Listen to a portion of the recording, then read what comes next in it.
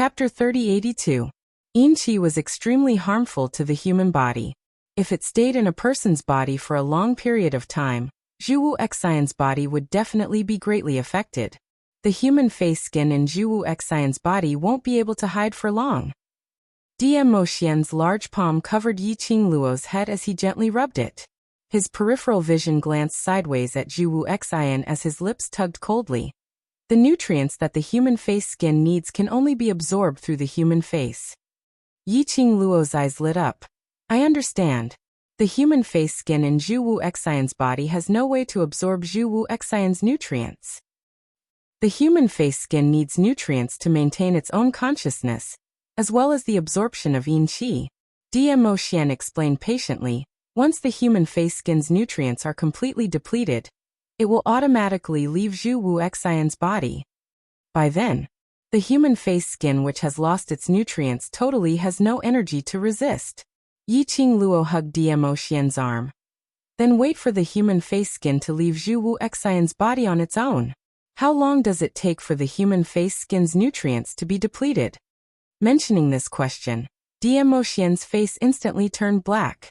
After some time he squeezed out a sentence, based on the human face skin's ability, at least half a month, at most 3 to 4 months. Yiqing Luo was stunned.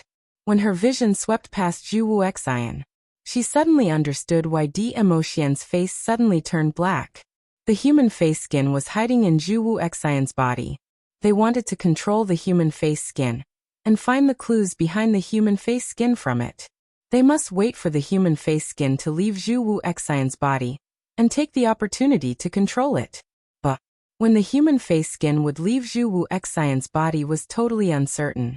This also meant that they must keep Zhu Xian by their side, constantly paying attention to the human face skin hiding in Zhu Xian's body. Apart from being able to restrain a person's face in time when it falls off, it was also to prevent the human face skin from quietly leaving when they were not around, and then make a comeback. After all, this human face skin was not only disgusting, it was also extremely disturbing. To make Zhu Xian stay by their side for half a month to a few months. No wonder Mo Xian's expression was so ugly. This was indeed a difficult problem. Could it be? Were they really going to let Zhu Wuxin stay by their side until they lost their dignity? Based on the way Zhu Xian and Mo Xian interacted with each other, Yiqing Luo expressed, the two of them would definitely start fighting at any moment. Just as Yiqing Luo was filled with anxiety, suddenly, a beam of golden light fell from the sky from the underworld palace that was emitting a dark green light.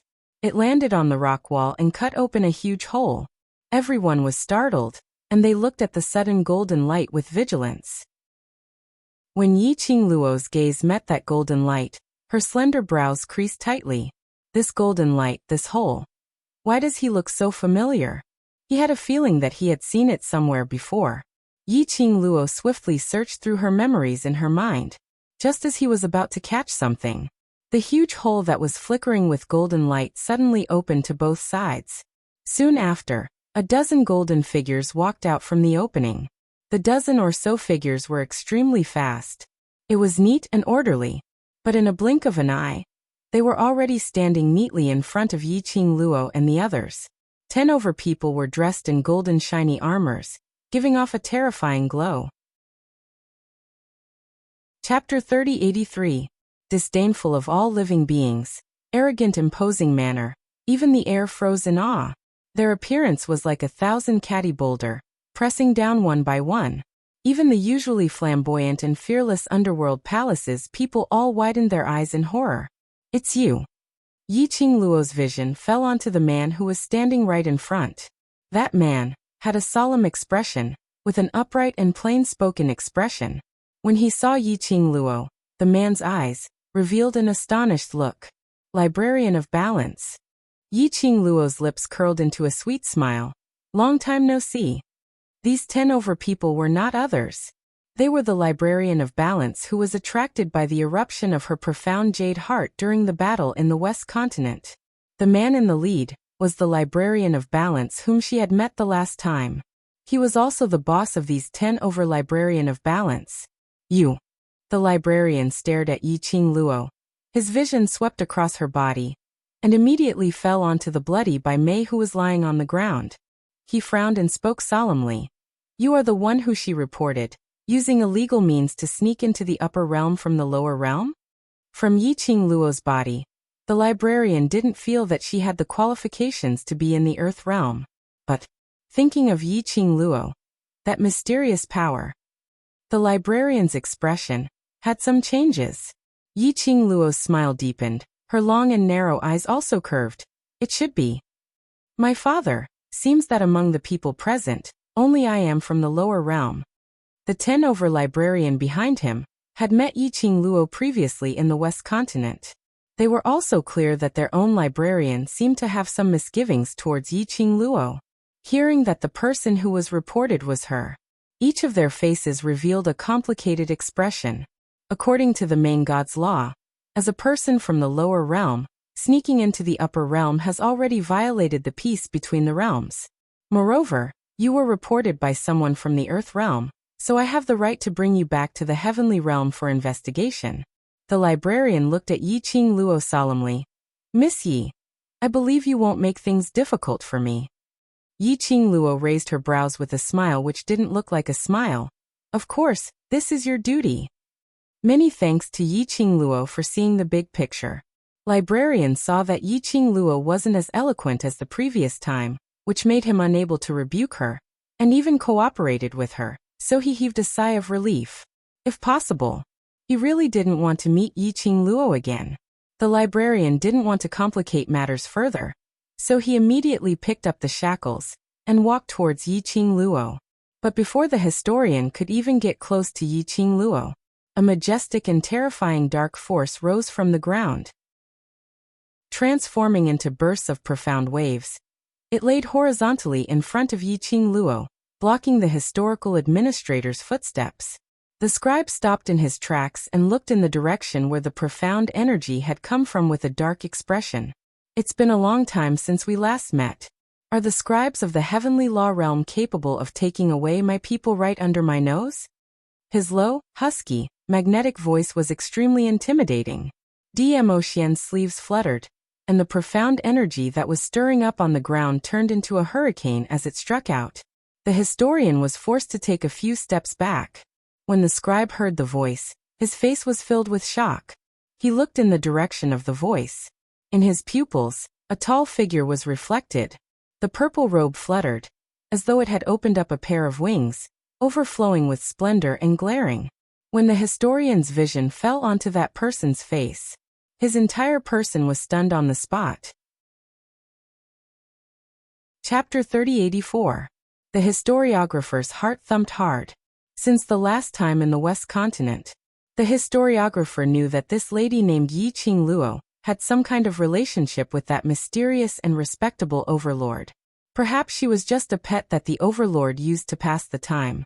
But the historiographer had never thought of this. The Lord Dizun who could make the realm lord of the heavenly law realm retreat when the name of Dizun was mentioned. He actually fell in love with a lady from the lower realm.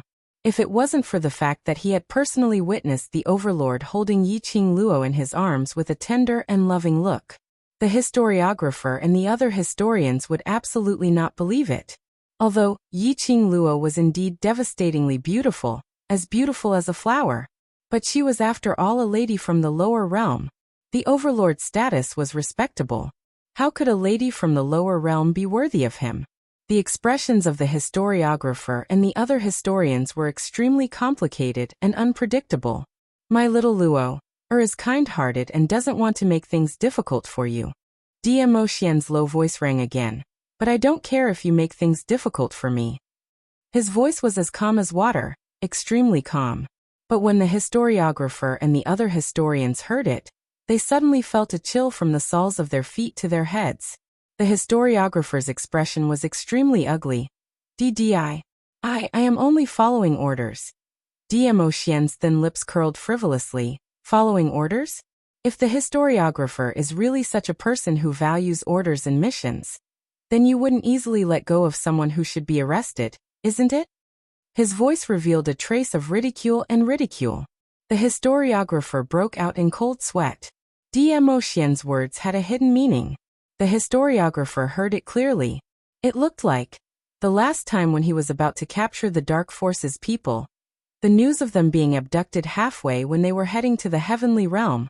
The Overlord already knew about it. The historiographer tried his best to restrain the panic in his heart, and tried his best to remain calm. Since the Overlord has spoken personally, I guess this matter is just a misunderstanding. He waved his hand and led his men to retreat towards the golden opening. Retreat. When the court officials saw D'Emotion, they knew that their mission would not be completed today. Immediately, they retreated behind the scribe in an orderly manner. Wait. The young girl's clear voice was clear and pleasant to listen to. The dozen or so scribes immediately stopped in their tracks. The young lady leaned into D'Emotion's arms as she lazily raised her slender brows and smiled lazily. It's rare for me to meet Mr. Librarian. Why is Mr. Librarian in such a hurry to leave? The prefect's back stiffened and cold sweat oozed from his forehead. He turned around stiffly and said, Miss Yi, we still have other tasks and it's not convenient for us to stay any longer. Isn't the keeper of scribes on a mission? Yi Qingluo tilted her head in puzzlement and smiled innocently. After all, I'm indeed not from the Earth domain, and was reported by someone.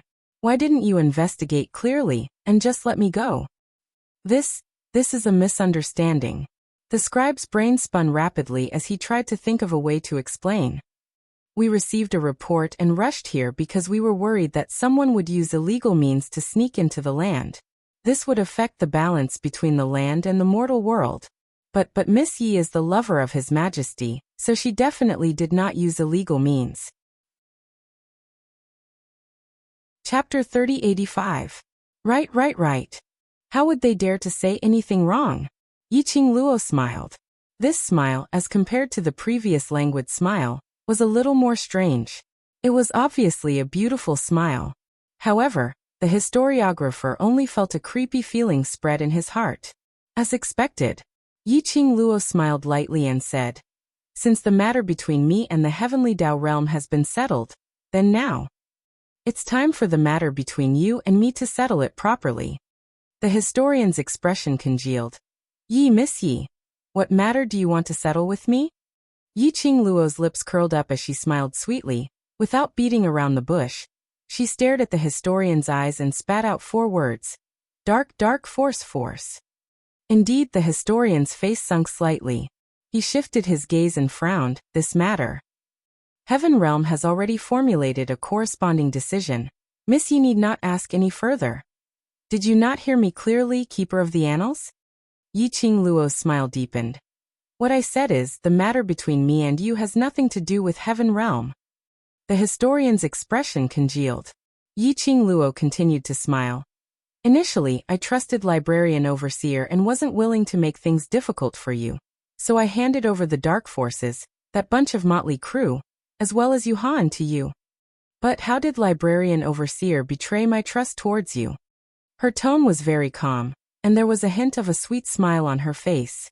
A pair of smiling eyes stared deeply at him. But the more Yi Qingluo behaved in this manner, the more the historian felt, the more apprehensive he was. He was unwilling to admit that he was scared by a 15-year-old young lady. But the truth was so. His fingers tightened as he spoke with a steely expression. This matter is my responsibility, but I didn't intentionally let them go. Yi Qingluo kept her smile as she squinted her eyes. Her face exuded some coldness. Explain clearly what happened that day. That bunch of people from the Dark Forces in Yuhan, other than the Wolf Saint technique, should have been brought to the Heaven Realm by the historian and imprisoned in the Heaven Prison. But the people from the Dark Forces, not only were they not imprisoned, instead, they joined the secluded palace. They stirred up all sorts of trouble. In addition, Yuhan was also jumping around. Even if the historian of balance didn't come looking for her, she wanted to ask the balance historian what was going on. The historiographer's expression was very ugly. The events of that day, it could be said that this was the most embarrassing moment in his history as the balance palm. If it wasn't for the fact that the Heaven Dao Realm Master didn't care about this matter, he might not be able to sit still in his position as the historiographer. The scribe frowned and wanted to avoid this topic. But when he felt Dmo Xian's chilly gaze, like a sharp blade, cutting into his body, in the end he couldn't withstand the pressure, and told them what had happened that day. Mysterious power. After hearing what the librarian said, Yiqing Luo squinted her eyes slightly as she muttered these 4 words. She raised her head and looked at Dmo Xian. Ah Xian, these things based on your strength, can you do it? The heavenly Dao rope was inexplicably severed. An invisible force formed a barrier that prevented the scribe and the other scribes from chasing after the dark forces, and Yuhan. To be able to do this under the situation of not showing their faces. It could be seen how powerful the person behind this was. Chapter 3086. That means to say, the person who kidnapped the dark forces has the same ability as you. Yiqing Luo's tone was solemn. In this world, there shouldn't be many people who have the same ability as you. The historian of balance could travel between the various planes and maintain the balance of each plane. It was enough to prove that the historian of balance's ability was absolutely not weak. However, that invisible power was able to easily stop the historian of balance. To be able to snatch someone from the hands of hundreds of historian of balance, without harming a single soldier, making the historian of balance could only watch helplessly, unable to do anything to resist. His ability was absolutely on par with Dmo Xian. At least, he was in existence around Dmo Xian's level. I am also one of them. Being left aside, Zhu Xian, who had no sense of existence for a long time, frowned as he spoke in a cold voice. His icy cold eyes fixed on Yiqing Luo. My ability is not any worse than him, and I can totally snatch you from his hands. Yiqing Luo. Her slender brows creased tightly as she stared at Zhu Xian in a bad mood. Let's talk about serious matters, don't mess things up. Saying that, her vision returned back to Dmo Xian. Ah Xian, think about it, is there anyone whose ability is similar to yours? There's always someone better out there. There are many people who are stronger than me. Dmo Xian shook his head. But currently in my memory, I have not met such a person. Yiqing Luo. Did he need to be so confident?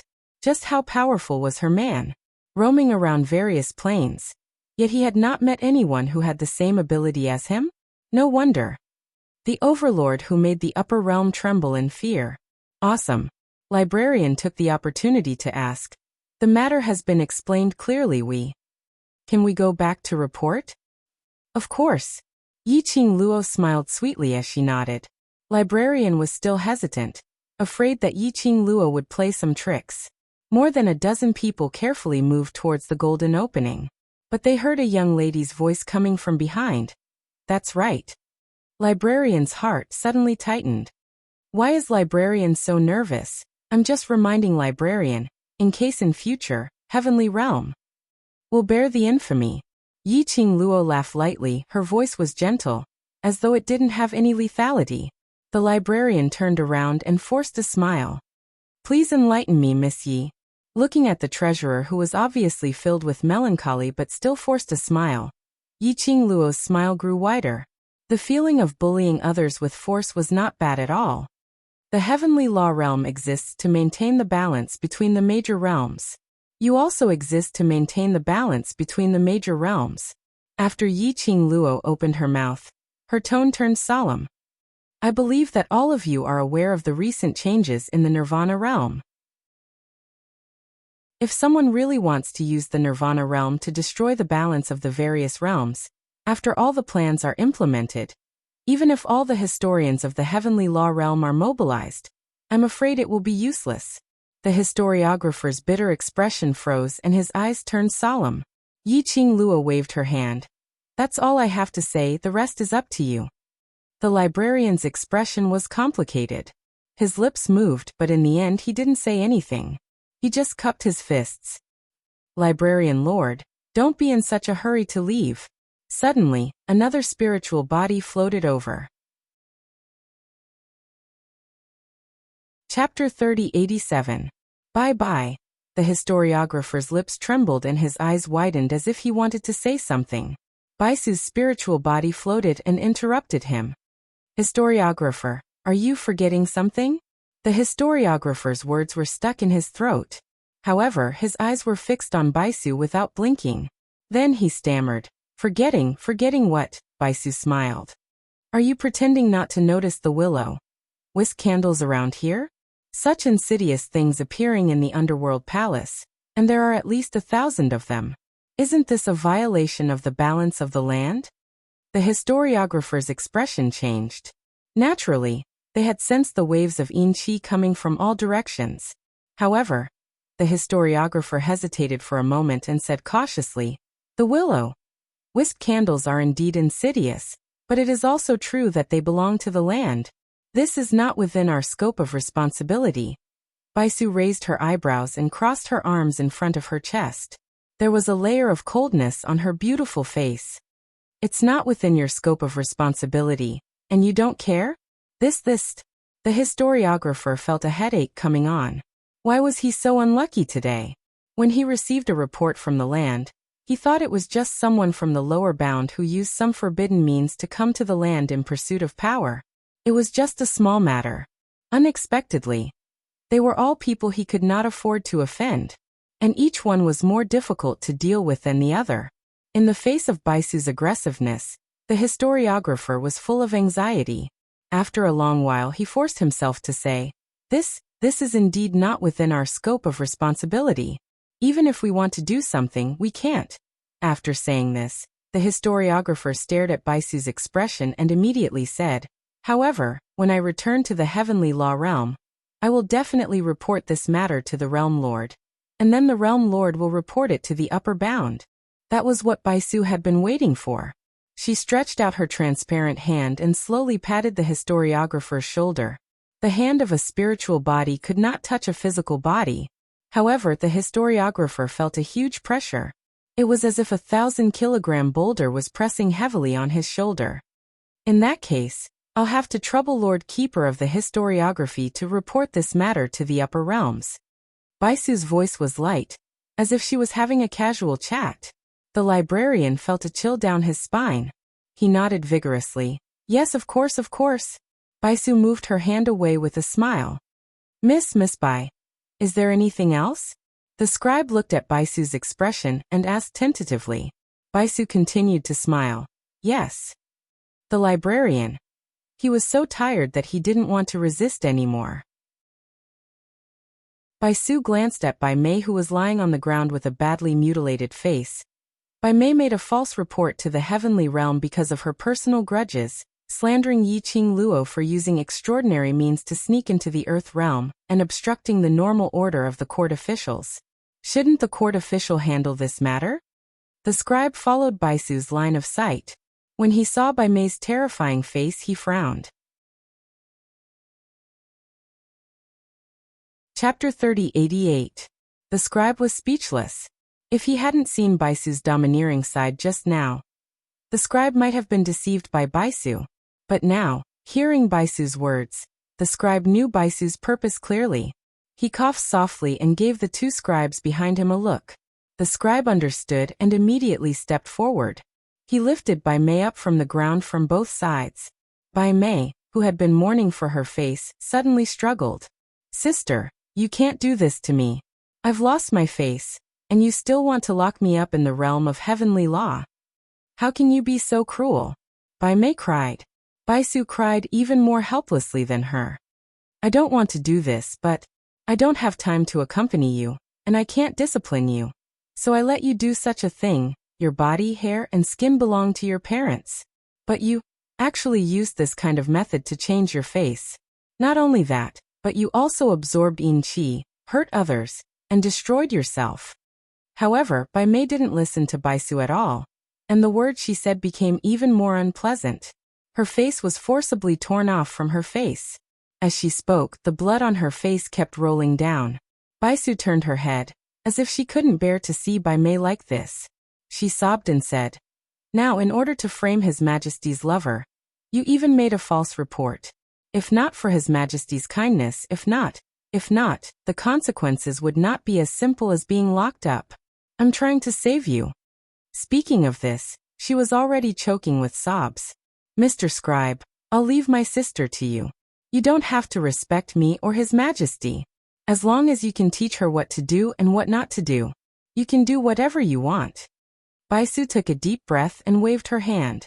I hope Mr. Scribe can take good care of my poor sister. When her transformation is successful, I'll personally go to thank you and take her home. Bai Mei's screams and insults became even more unpleasant. Her face was covered with blood, and her white dress was dyed red. The scribe was also worried that if she stayed any longer, she would be involved in a series of things. Immediately, he called out to the scribe and carried Bai Mei to the direction of the golden entrance. Fortunately, this time no one stopped him. After the scribe disappeared through the golden opening with the other scribes, the golden light that illuminated the underworld palace also gradually dissipated. The interior of the underworld palace was once again enveloped by a dark green light. The gloomy and eerie atmosphere had returned. All right, everyone has left and the matter should be settled. Let's disperse. Baisu drifted over leisurely, her slightly transparent spirit body wrapped tightly around Yiqing Luo. Baisu's beautiful eyes sized up Yiqing Luo without blinking. He seemed to be examining something. Yiqing Luo wasn't used to this feeling and took a few steps back unnaturally. Didn't you scram? Why did you come back? Mo Xian pulled Yiqing Luo into his arms, blocking Baisu's sight. Baisu floated backward and shrugged. My poor sister is still here. If you kill her in a fit of anger, I will lose my poor sister, won't I? Yiqing Luo popped her head out from Mo Xian's embrace. Chapter 3089. But Baisu's words were indeed true. If she hadn't returned, even if Mo Xian didn't kill Bai Mei, those people from Hell Palace would not let Bai Mei off. After all, Bai Mei's human face was obviously in cahoots with Ghost Fire Candle. Then Bai Mei would be in cahoots with Dark Palace, who made use of Hell Palace. All along, they were the ones who made use of others and hurt others. Now they had been schemed against. Everyone from Hell Palace was suppressing a raging fire in their hearts. If it wasn't for the fact that Mo Xian and Baisu were around, they might not be able to hold it in and vent their anger on Bai Mei. Mo Xian squinted his long peach blossom eyes and didn't bother about Baisu as he looked at the person in his arms. How do you want to settle the people from Hell Palace? It could be said that with Mo Xian around, even if Yiqing Luo killed the people from Hell Palace in the Earth Realm, the balance historian wouldn't come looking for trouble. Presumably, that historian didn't want to meet Yiqing Luo anymore. Yiqing Luo wrapped one arm around his waist as she pondered for a moment. Temporarily. Don't kill them. The people from Hell Palace had been made use of by Dark Palace. In terms of revenge, Xie Ba and Leng Yan, these two proud and arrogant people, had been crippled. They had become useless people who needed people to serve them even when they were eating, drinking, and defecating. To them, this was the most severe punishment. As for the others, since Dark Palace liked to play such tricks, she might as well retaliate. Like Hell Palace, a place where the united and fearless lunatics gathered. Just like Dark Palace, they were perverts who liked to cultivate those sinister forbidden cultivation methods. After finding out that Dark Palace had schemed against them, they wanted to use their power to nurture Yin Qi and human face. How could they possibly let Dark Palace off? Dark Palace wanted to make use of Hell Palace to deal with her and Mo Xian. Then they could also make use of Hell Palace to deal with Dark Palace. Apparently, Mo Xian had the same thought as her. The two of them smiled at each other as their brows were filled with warmth and sweetness. Cough. Cough, cough. A hurried cough was heard. The two of them immediately looked over. Zhu Wu Xian's face was cold as he raised his right hand. My hand hurts. Mo Xian's brows creased slightly as he squinted his peach blossom eyes in displeasure. Now you know pain? Yiqing Luo squinted at him. You deserve to die from the pain. If it wasn't for the fact that he refused to let go of her, how could a human face have the chance to hide in his body? Why did he cause so much trouble? Now, in order to force Chu Wuxin out of his skin, who knew how long he had to keep Chu Wuxin by their side? Not to mention that between Chu Wuxin and Mo Xian, there was a possibility that a fight could break out anytime. Let's talk about what happened in the Nirvana realm. About the Palace of Gloomy Darkness. Regarding the corpse puppets. The matter of gathering sacred beast pearls. She simply did not have any extra time to take care of Zhu Wuxin. Zhu Wuxin's face became even darker and colder. You think that I shouldn't be in pain? Can you stop messing around? Towards Zhu Wuxian's train of thought, Yiqing Luo was rather helpless. Given Zhu Wuxin's character, she couldn't tell him directly that she wasn't the person who had made a promise to him when they were young. Zhu Wuxin was the kind of person who would rather die in glory than live in dishonor. If he knew that she had taken over the original Yiqing Luo's body, then there was a high possibility that they would become enemies. Becoming enemies with Zhu Wuxin was absolutely a headache. Zhu Wuxin's eyes were sinister, and his deep cold eyes were deep and gloomy. Chapter 3090. Zhu Wuxian's action made Yiqing Luo turn pale with fright. Just as that palm was about to strike Zhu Wuxian's right hand, suddenly, a ray of purple light flashed past. It set off a profound wave in the air, blocking Zhu Wuxian's palm. Dmo Xian retracted his hand as his brows were filled with impatience. If you want to die, then die further away. Don't dirty Lil Luo'er's eyes. Zhu Wuxian's left hand was immobilized by a ray of purple light. His face still bore an indifferent expression. Yiqing Luo frowned as she strode towards him. Zhu Wuxian, do you know what you're doing? Seeing her getting closer, Zhu Wuxian raised his head slightly. His thin lips curled up as he revealed an undetectable smile. On that cold face, the contours of his contours became gentler. His cold and deep eyes gazed deeply at her, as though he wanted to see her into his eyes, into the depths of his heart. That feeling made Yiqing Luo not feel used to it. You feel that it's wrong for the human face skin to merge into my body. I want to chop off my right hand, in this way. The human face skin will no longer be in my body. His thin lips moved slightly as his voice was extremely icy cold. But if one listened carefully, she could still tell the lightness and smiling intent in his tone. Yiqing Luo. This was probably a self-masochistic pervert? Why did she feel that? Was Zhu Wuxian using another method to flirt with her? She didn't like it and felt that it was wrong. So he wanted to chop off his own right hand so that she would like it, so that she wouldn't be angry? What kind of flirting technique was this? Who told him? She totally didn't feel touched all right. Yiqing Luo's lips twitched as she no longer had the energy to ridicule him. Towards Zhu Wuxian, she couldn't see through what he was thinking. Her slender brows creased as she stared at Zhu Wuxian with a solemn expression as she said word by word. The human face skin is already in your body. This is an indisputable fact. What we need to do now is to wait for the human face skin to lose its nutrients and escape from your body before subduing it. I'm very serious and solemn, reminding you that it's not because you chop off your own hand that I will feel guilty and accept you. It's not that I'll pity you, sympathize with you, and accept you because you've made yourself miserable, and pitiful. Yiqing Luo's words were heavy. It was also blatantly shattering Zhu Wuxin's feelings for her. Seeing Zhu Wuxin's face turn pale, the light in his eyes dimmed.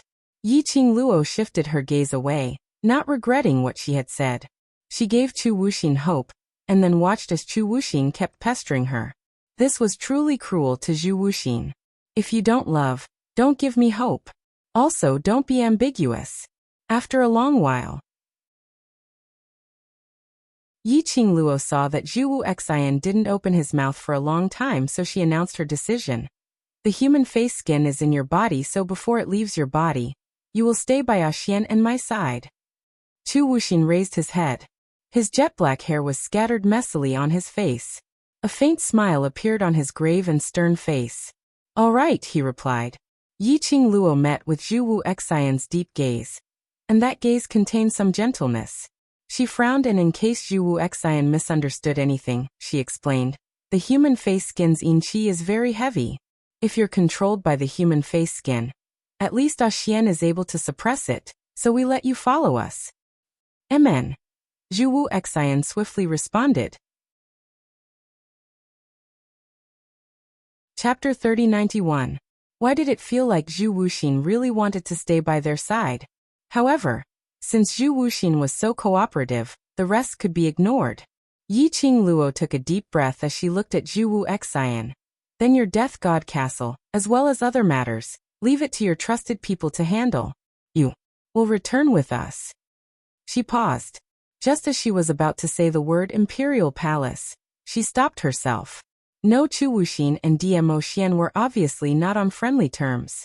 It was not that she did not believe in Zhu Wuxin. But it was related to the Imperial Palace. It was related to Dmo Xian. If Zhu Wuxin entered the Varch Palace, he would know the correct location of the Varch Palace. Anything that would damage the Imperial Palace. She could not forgive Zhu Wuxin, nor could she forgive herself. She pursed her lips and was about to say Three Springs Sect. Her delicate body was caught by a force, and her body was pulled into a warm embrace. When we arrive at the Varch Palace, just arrange a room for us. Dmo Xian cast a cold glance at Zhu Wuxian. The Imperial Palace's spiritual qi is able to suppress the yin energy in the human face, reducing the chances of you being controlled. Zhu Wuxin raised his eyebrows. His cold face was devoid of any emotion as he indifferently spat out a word. Oh. Following that, he shifted his gaze onto Yi Qingluo.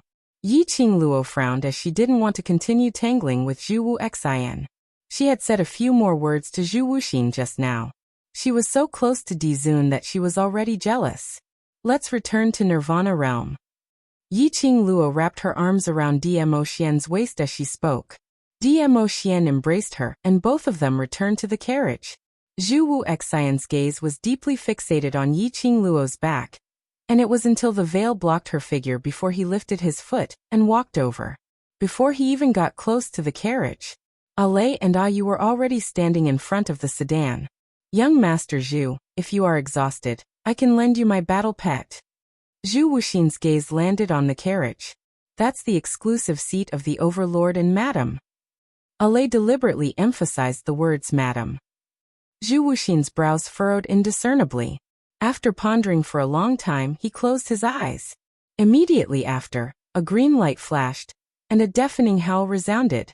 In front of him was a giant green wolf with fur that was as sharp as blades. His sharp fangs shone with a cold light under the dark green light. Zhu Wuxian leaped onto the back of the green wolf. Ale and Ayu looked at Green Wolf's expression with a hint of surprise. But soon, he put away the expression on his face and stood by the side of the carriage. Little Nine's tail moved. Dragging the carriage, it slowly floated in the air. Lord Dizun, Lady D. When the people from the Underworld Palace saw that they were planning to leave, they immediately grew anxious. Old Lai held his wound and staggered forward. Lord Overlord, Madam Emperor, these ghost fires. What should we do with the ghost fire candles? The rest of the people from the Underworld Palace also rushed forward. Lord Overlord, Madam Emperor, although the Underworld Palace has never been principled, we have our own rules. This time in the Nirvana Realm, we, the Infernal Palace, are responsible for hurting the Lady D. Since the Lady D didn't pursue this matter, the Infernal Palace owes you a favor. If there's anything that you need the Infernal Palace's help with, the Infernal Palace will definitely go through water and tread on fire. Ghost fire candles. Whoever taught you how to make them, find that person to help you settle these ghost fire candles. Yi Qingluo lifted the veil as she spoke in a calm tone. Chapter 3092. The faces of the people from the Underworld Palace turned solemn. After exchanging glances, they seemed to have understood the meaning behind Yi Qingluo's words. A trace of viciousness flashed across Old Lai's eyes. He clenched his fists and gritted his teeth. We will definitely look for the Palace of Darkness and demand an answer. I only hope that when the time comes, you can still maintain your current thoughts. Yi Qingluo's charming eyes swept past the crowd from Underworld Palace calmly. That bunch of people from secluded Darkness Palace, not only are their methods outstanding, their control over people's hearts is also outstanding. In other words, if they came looking for them, the gloomy palace would naturally think of a way to appease them. The faces of the Underworld Palace's people were filled with anger. The human heart? We don't have a so-called heart. We were tricked by Gloomy Palace once, but we will not be tricked a second time. Yi Qingluo smiled. I hope so. Regardless of whether Miss Yi accepts it or not, according to the rules of the Hell Palace owes you a favor. In the future, if Miss Yi comes to the Earth domain and has any needs, the Underworld Palace will definitely do its best. The people of Underworld Palace insisted on their own rules. Of course, the reason why they chose to adhere to the rules of the Underworld Palace was not only because they had to abide by the rules that they themselves had set. Instead, the power behind Yiqing Luo. Everyone could see that. Although Yiqing Luo was just a lady from the lower realm, but the people around Yiqing Luo, each of their statuses was more impressive than the other. Even the historian of balance from the heavenly law realm did not want to provoke her. No matter how unafraid they were of death, they weren't willing to become enemies with Yiqing Luo. Most importantly, they had a common enemy, Abyss Palace. Yiqing Luo and the rest left the Hell Palace. The carriage floated in the sky, followed by a huge green wolf. Through the veil, Yiqing Luo could clearly feel Zhu Wu Xian's burning gaze. Yiqing Luo wanted to open her mouth several times to make Zhu Wu Xian shift his gaze away. She was also worried that if she said it out loud, her boyfriend's vinegar jar would overturn again. Yiqing Luo's slender brows creased slightly as she leaned her petite body further into Dmo Xian's arms. Dmo Xian's long arm gently embraced her as he lowered his eyes to look at the person in his embrace. His deep inky eyes shot a cold glance at the person who was following behind him. A dark glint flashed across his eyes. Following that, he lowered his head and gently kissed Yiqing Luo's hair. Lil Luo, rest for a while. We'll reach the Imperial Palace very soon. Ha! Yiqing Luo didn't quite understand the meaning behind Dmo Xian's words. Just as he was about to raise his head, but when he moved, she could smell the elegant sandalwood scent on the man's body. Bit by bit, it surrounded her body. The smell of sandalwood was extremely elegant and intoxicating. Just as his body and mind relaxed, her eyelids became heavier and heavier. After that, he fell into a deep slumber. Dmo Xian lowered his eyes as he listened to the girl's gentle breathing. He gently moved the girl's body into a comfortable position in his arms. Then he raised a hand and his sleeve fluttered. In the blink of an eye, he took off his purple robe and wrapped it around the young girl's body. How much longer are you going to watch? Dmo Xian hugged Yiqing Lu tightly as he spoke in a cold voice. Outside the carriage, it was silent. Dmo Xian's eyes turned cold as his voice turned even colder. No matter how you watch, Lil Luo will not be yours. Your actions will only make Lil Luo feel troubled. Perhaps it was because of the mention of Yiqing Luo. Outside the carriage, a huge shadow immediately shrouded over.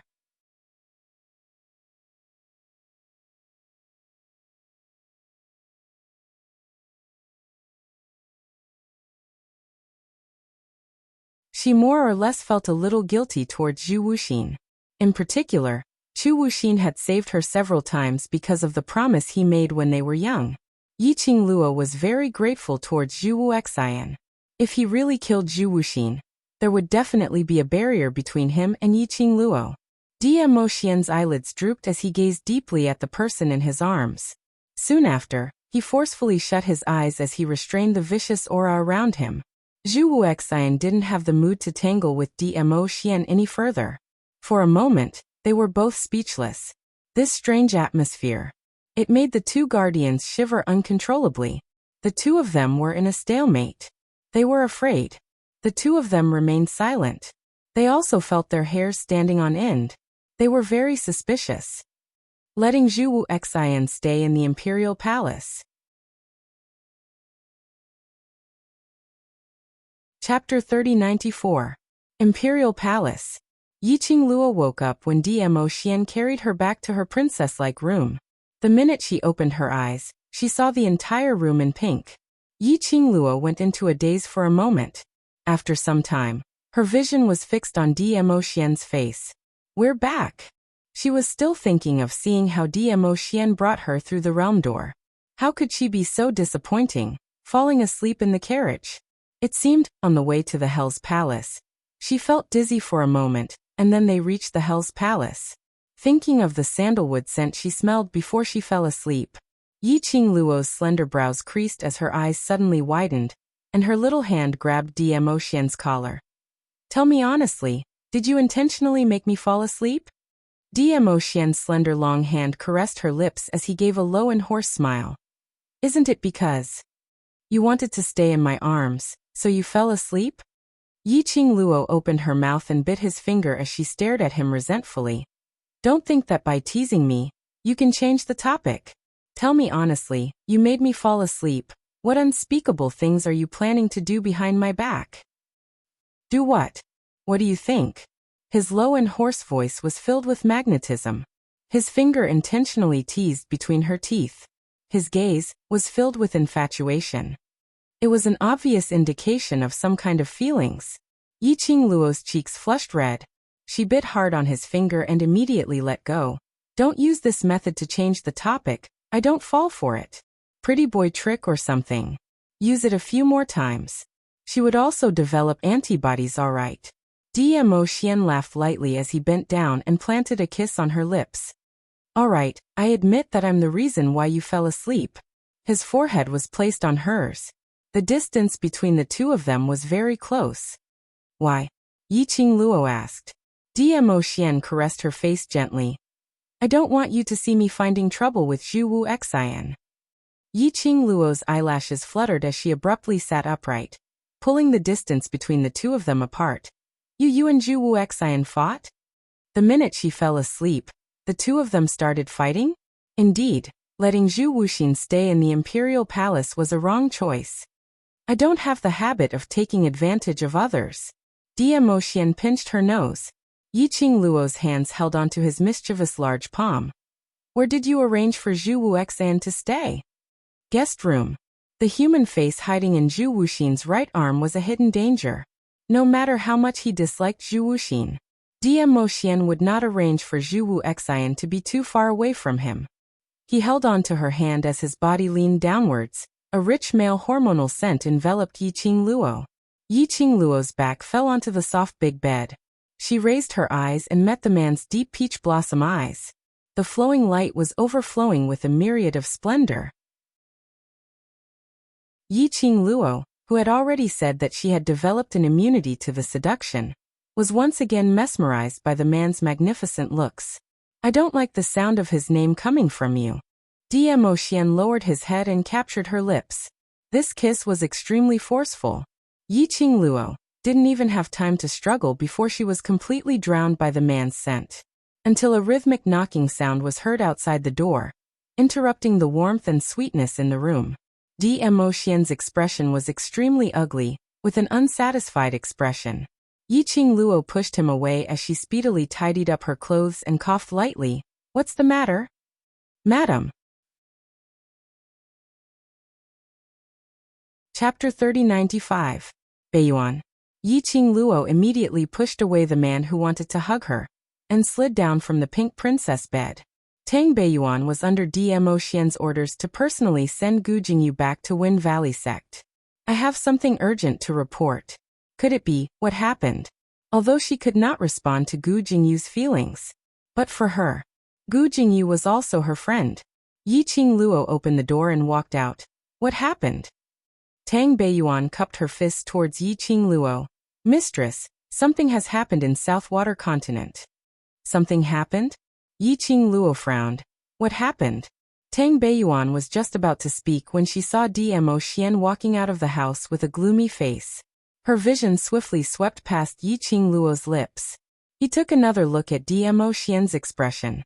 As someone with a fiancé, she naturally knew what had happened in the room earlier. Tang Beiyuan lowered her head in silence. Yiqing Luo turned her head back and took a look at the gloomy man behind her. She stretched out her hand and held his large palm. Dmo Xian's expression then eased up a little as he glanced at Tang Beiyuan. Speak. When I brought young sect master Gu to the Wind Valley sect, I discovered that South Wave Continent has already. Tang Beiyuan's expression was grave. It has already been plunged into misery and suffering. It is said that the monarch of South Wave Continent has already fled. The people will be plunged into misery and suffering? Yiqing Luo was stunned.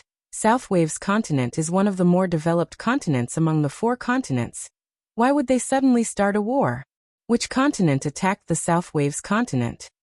No. Tang Beiyuan shook her head. The Wind Valley sect master said it happened half a month ago. It was a group of monsters. It's said that no matter what we do, we won't be able to kill them. They're impervious to swords and spears, fearless of fire and water. We can only watch as they slaughter one city after another. Unkillable. Corpse puppet? The first thing that popped up in Yiqing Luo's mind was the appearance of the corpse puppet. Apart from the Dark Palace's corpse puppets, Yiqing Luo couldn't think of any other unkillable monster. Tang Beiyuan had never seen a corpse puppet before, so she wasn't sure what Yiqing Luo was talking about. She paused for a moment, then continued. When I left, Southwave's continent had already been occupied by Dark Nether Palace. Now only Wind Valley sect is still defending Southwave's continent, but I'm afraid they won't be able to hold on for long. It really is a corpse puppet. Yiqing Luo clenched her teeth. The Palace of Seclusion found someone to replace Yuan so quickly. After Yuan died, the process of refining corpse puppets should have been interrupted because of this. How could he adjust in such a short time? He could even bring his undead corpse puppets and invade the Southwave's continent? Could it be that, right from the start, the Palace of Darkness had already prepared a backup plan? Yiqing Luo looked at Dmo Xian as she asked in puzzlement. Dmo Xian's expression turned grave. I'm afraid the secluded palace are worried that we will take the opportunity to reduce their forces, so they are so anxious to expand their own forces. His eyes were deep. The matter of us going to the Underworld Palace, the Palace of Darkness should already know about it. The act of the Palace of Darkness invading the Southwave's continent has further confirmed our guesses. Yiqing Luo pursed her lips. Their motive is really to take over the entire Nirvana realm. But Yiqing Luo couldn't understand why the person behind the scenes of the Palace of Darkness, that person with a distinguished status in the upper realm, had such a deep obsession towards the Nirvana realm. Chapter 3096. Call for help. Yiqing Luo's slender brows creased even tighter. The way to deal with the corpse puppets, other than Xian's mental power, the only way is to extract the Serene Yin's mental power to refine a weapon to kill them. Time is so tight, Yu Yin's mental force has not been extracted, and refining weapons also requires time. Even if the Wind Valley sect asks for help from the Imperial Palace, the Imperial Palace has no way to deal with those monsters. The Emperor Palace's disciples were all living people with flesh and blood. How could they be compared to the corpses of those puppets? The Imperial Palace is unable to agree to the Gufeng sect's patriarch's request for help. Yiqing Luo's expression was solemn. Beiyuan, please reject the Gufeng sect. Tang Beiyuan nodded. Just as she was about to turn around, she was stopped by a voice. Beiyuan, agree to the Wind Valley sect. Xian. When Yiqing Luo heard Dmo Xian's words, she immediately grabbed his arm tightly. You should be more familiar with the Imperial Palace's disciples than me. Their mental powers could not possibly be higher than Serene Yin, who specializes in mental powers. Unless his mental strength was higher than Yuan. Otherwise, the corpse puppets wouldn't be able to destroy it at all. Most importantly, the yin qi on the corpse puppets could easily corrupt a person's heart. Listen to me. Dmo Xian raised his large palm and stroked her hair, comforting her. Whether it's for public or private reasons, we can't let Netherworld Palace occupy the Southwater continent. Once Nether Palace absorbs the forces of the Southwave's continent, the other 3 continents will be restrained.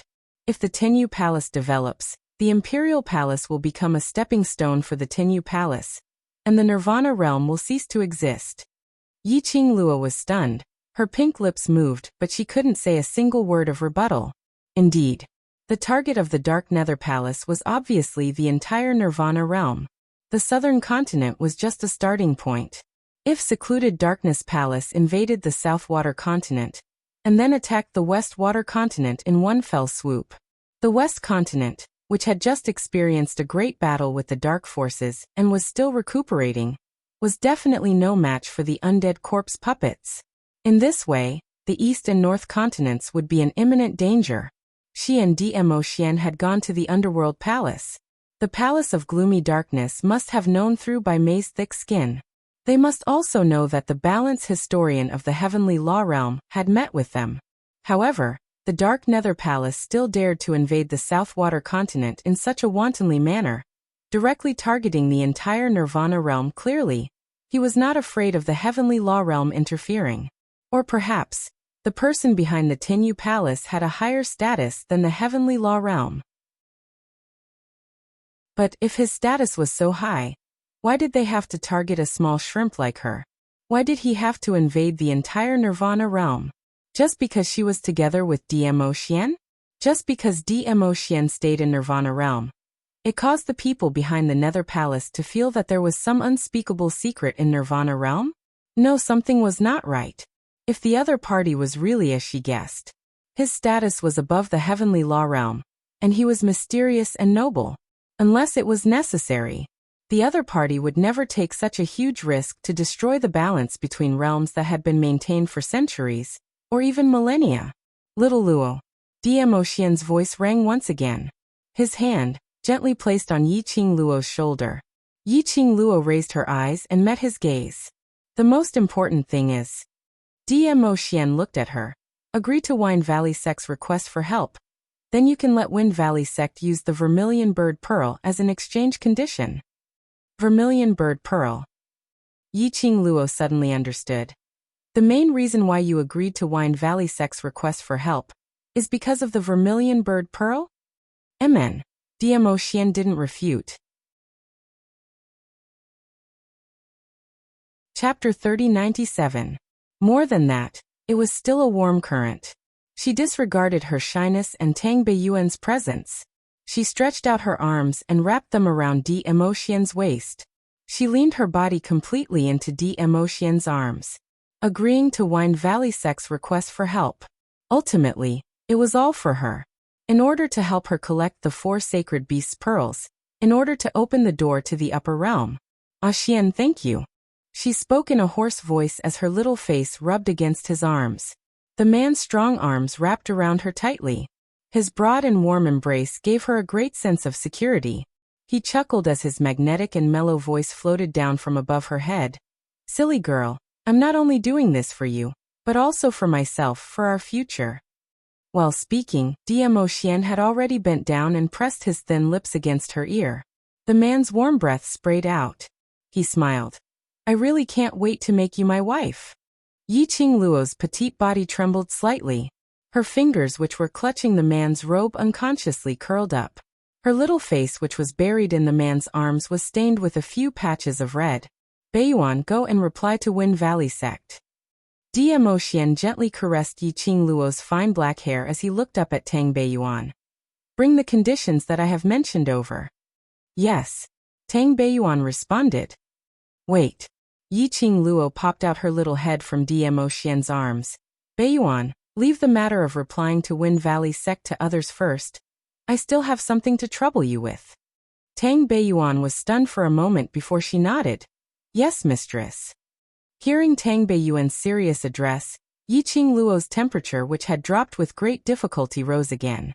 She pursed her pink lips and said, if it's possible, ask Wind Valley Sect's patriarch if they can hold on for another 3 days.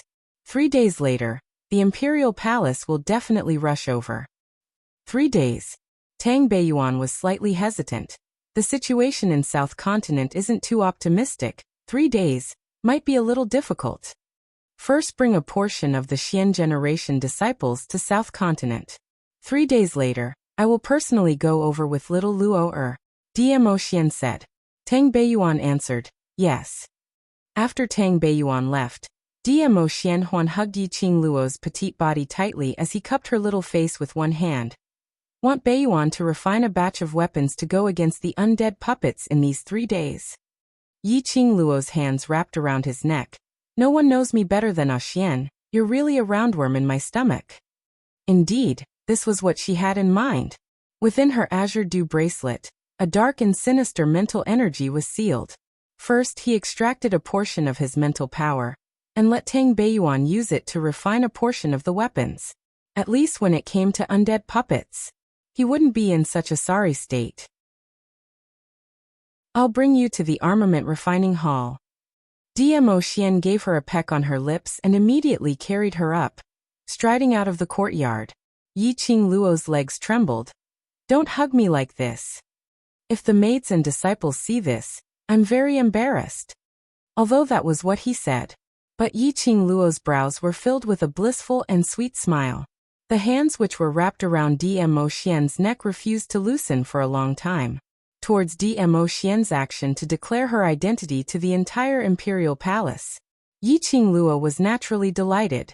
There was no woman who didn't like their beloved man to declare his identity.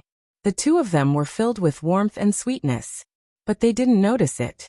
Outside the courtyard, on top of a thick and sturdy tree, a red figure slowly descended. The man's face was grave and stern, surrounded by a layer of austere intent. His frosty eyes stared maliciously at the two figures which were getting further and further away. His eyes turned gloomier and colder. Asterisk. Mini theater. Zoemo. It seems, it's a new month. Forgot to ask for the monthly votes? Dmo Xian, cold glance, you just realized?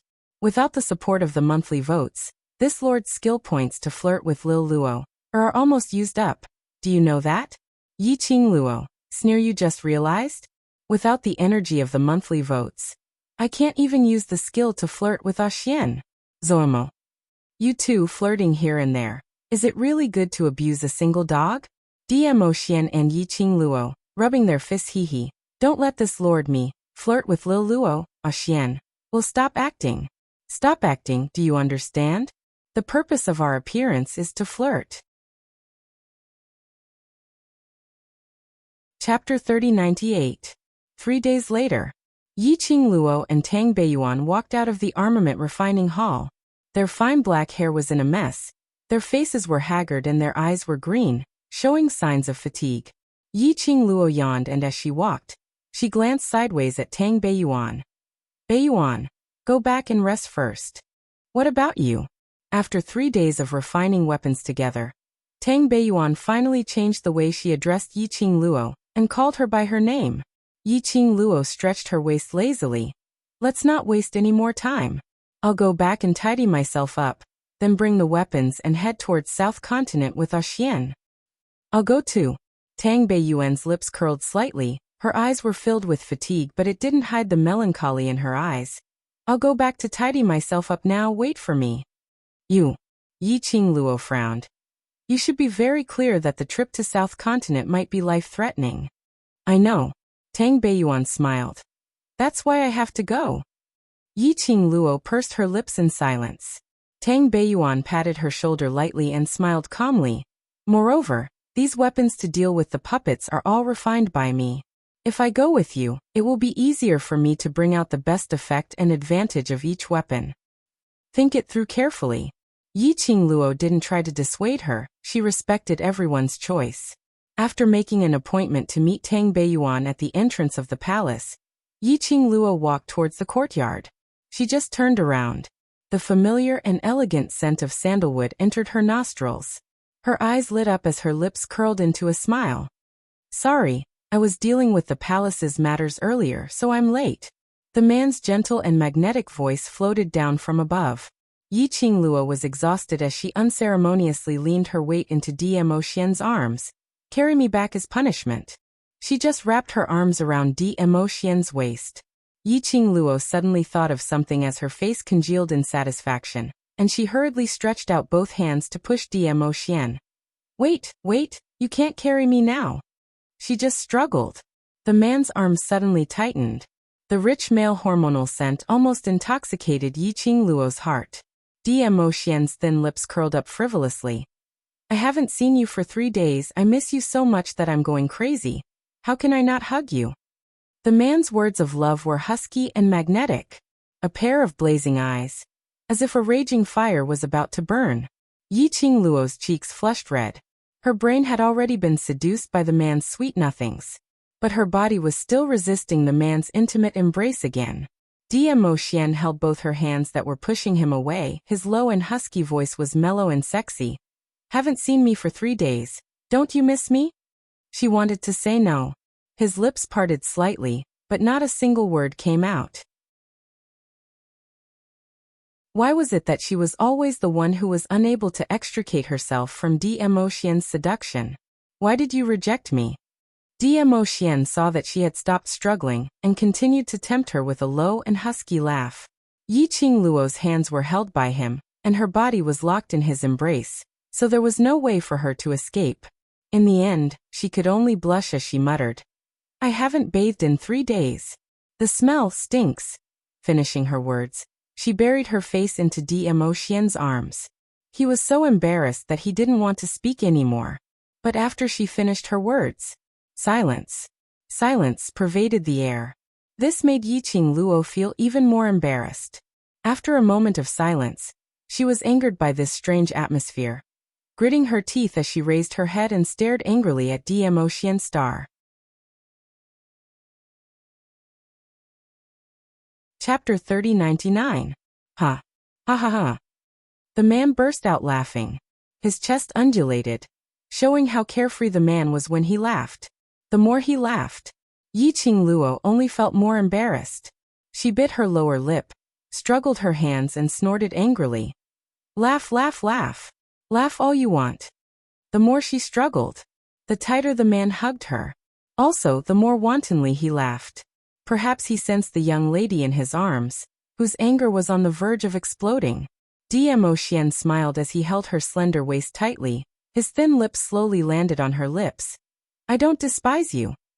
Yi Qingluo. Her cheeks turned even redder. This was no longer embarrassment, but annoyance. Unfortunately, the man unknowingly raised his hand and gently rubbed Yi Qingluo's hair. Even if you don't bathe for 3 years, I won't despise you. Dmo Xian. Yi Qingluo gritted her teeth, raised her elbow, and was about to knock Dmo Xian. Dmo Xian laughed lightly as he blocked her hand. Following that, his long arm scooped. Conveniently, he carried her up by the waist. Yi Qingluo's hands instinctively hooked around his neck. All right, I'll stop teasing you. No matter how I tease you, your face is still so ugly. Dmo Xian gently kissed her eyes. Rest first, I'll call you later. No. Today is the 3rd day we need. Yi Qingluo shook her head. I'll arrange it and set off immediately. Dmo Xian interrupted her words. Rest first, I'll help you bathe and change your clothes. Yi Qingluo. How on earth did he say to help her bathe in such a serious manner? It's not the first time I helped you bathe. Why are you still shy? Dmo Xian sensed her gaze and looked down at her. Yi Qingluo. Can't be shy if it's not the first time? Don't say it as if helping her bathe was a very normal thing. Dmo Xian laughed softly. Don't worry, I won't take the opportunity to do anything to you. He paused and continued. You're so tired, no matter what I do to you, you don't have any reaction. This is so boring. Yi Qingluo. Could she hammer him to death? In the end, Yi Qingluo couldn't resist the physical exhaustion and sleepiness, as she fell into a deep sleep after messing around with Dmo Xian for a while. By the time Yi Qingluo woke up, it was already noon the next day. She opened her eyes and saw the man's smooth chin. At this moment, she was lying on Dmo Xian's lap, and her arms were still wrapped around his waist. This posture, it was a little too ambiguous. She blinked her eyes, still a little confused. Sensing that Yi Qingluo had woken up, the man lowered his eyes. The obsidian-like peach blossom eyes reflected into Yi Qingluo's pupils. Their eyes met. You're awake? Are you hungry? Dmo Xian caressed her face lightly. Yi Qingluo blinked her eyes again, and after some time, she seemed to have recalled something as she sat up abruptly. Didn't you say that you would wake me up after helping me bathe? Pfft. An irrepressible chuckle came from the side. Yi Qingluo immediately turned her head over. She then discovered that she was sitting in a carriage similar to a horse carriage, and the curtains on both sides were fluttering from time to time. Yi Qingluo could see a large patch of white clouds moving backwards rapidly, which meant to say, now it was little Nine who was dragging the carriage, running wildly in the sky. That laughter seemed to come from outside the carriage. Yi Qingluo immediately climbed up from Dmo Xian's lap and pulled the curtains open. She saw Tang Beiyuan, who was riding on a flying magical beast outside the curtains, looking at her with an evil smile. Chapter 3100. I was wondering why the Overlord personally carried you up the carriage so. Everything was because the overlord was serving you. Tang Beiyuan lowered her voice to tease, but she intentionally emphasized on the word serving. Yiqing Luo tugged the curtains hard and shrank back into the carriage. She stared furiously at Dmo Xian. Why didn't you tell me that we're on the way to South Continent? You didn't give me a chance to speak. Dmo Xian was innocent. Yiqing Luo was embarrassed as she pursed her lips. It's all your fault, you didn't wake me up earlier. It's so embarrassing. You're very tired and need to rest. Dmo Xian stretched out his hand and pulled the young lady into his arms. They all know that you're my future wife and you won't be embarrassed. His delicate kiss landed on her forehead. They also don't dare to laugh at you. Yiqing Luo shrank backwards, avoiding his kiss with an unhappy look. It was easy to say. They didn't dare to laugh, but not knowing how to laugh were two different things. Dmo Xian's underlings had heard their private words. She couldn't even look at them in the eye in future.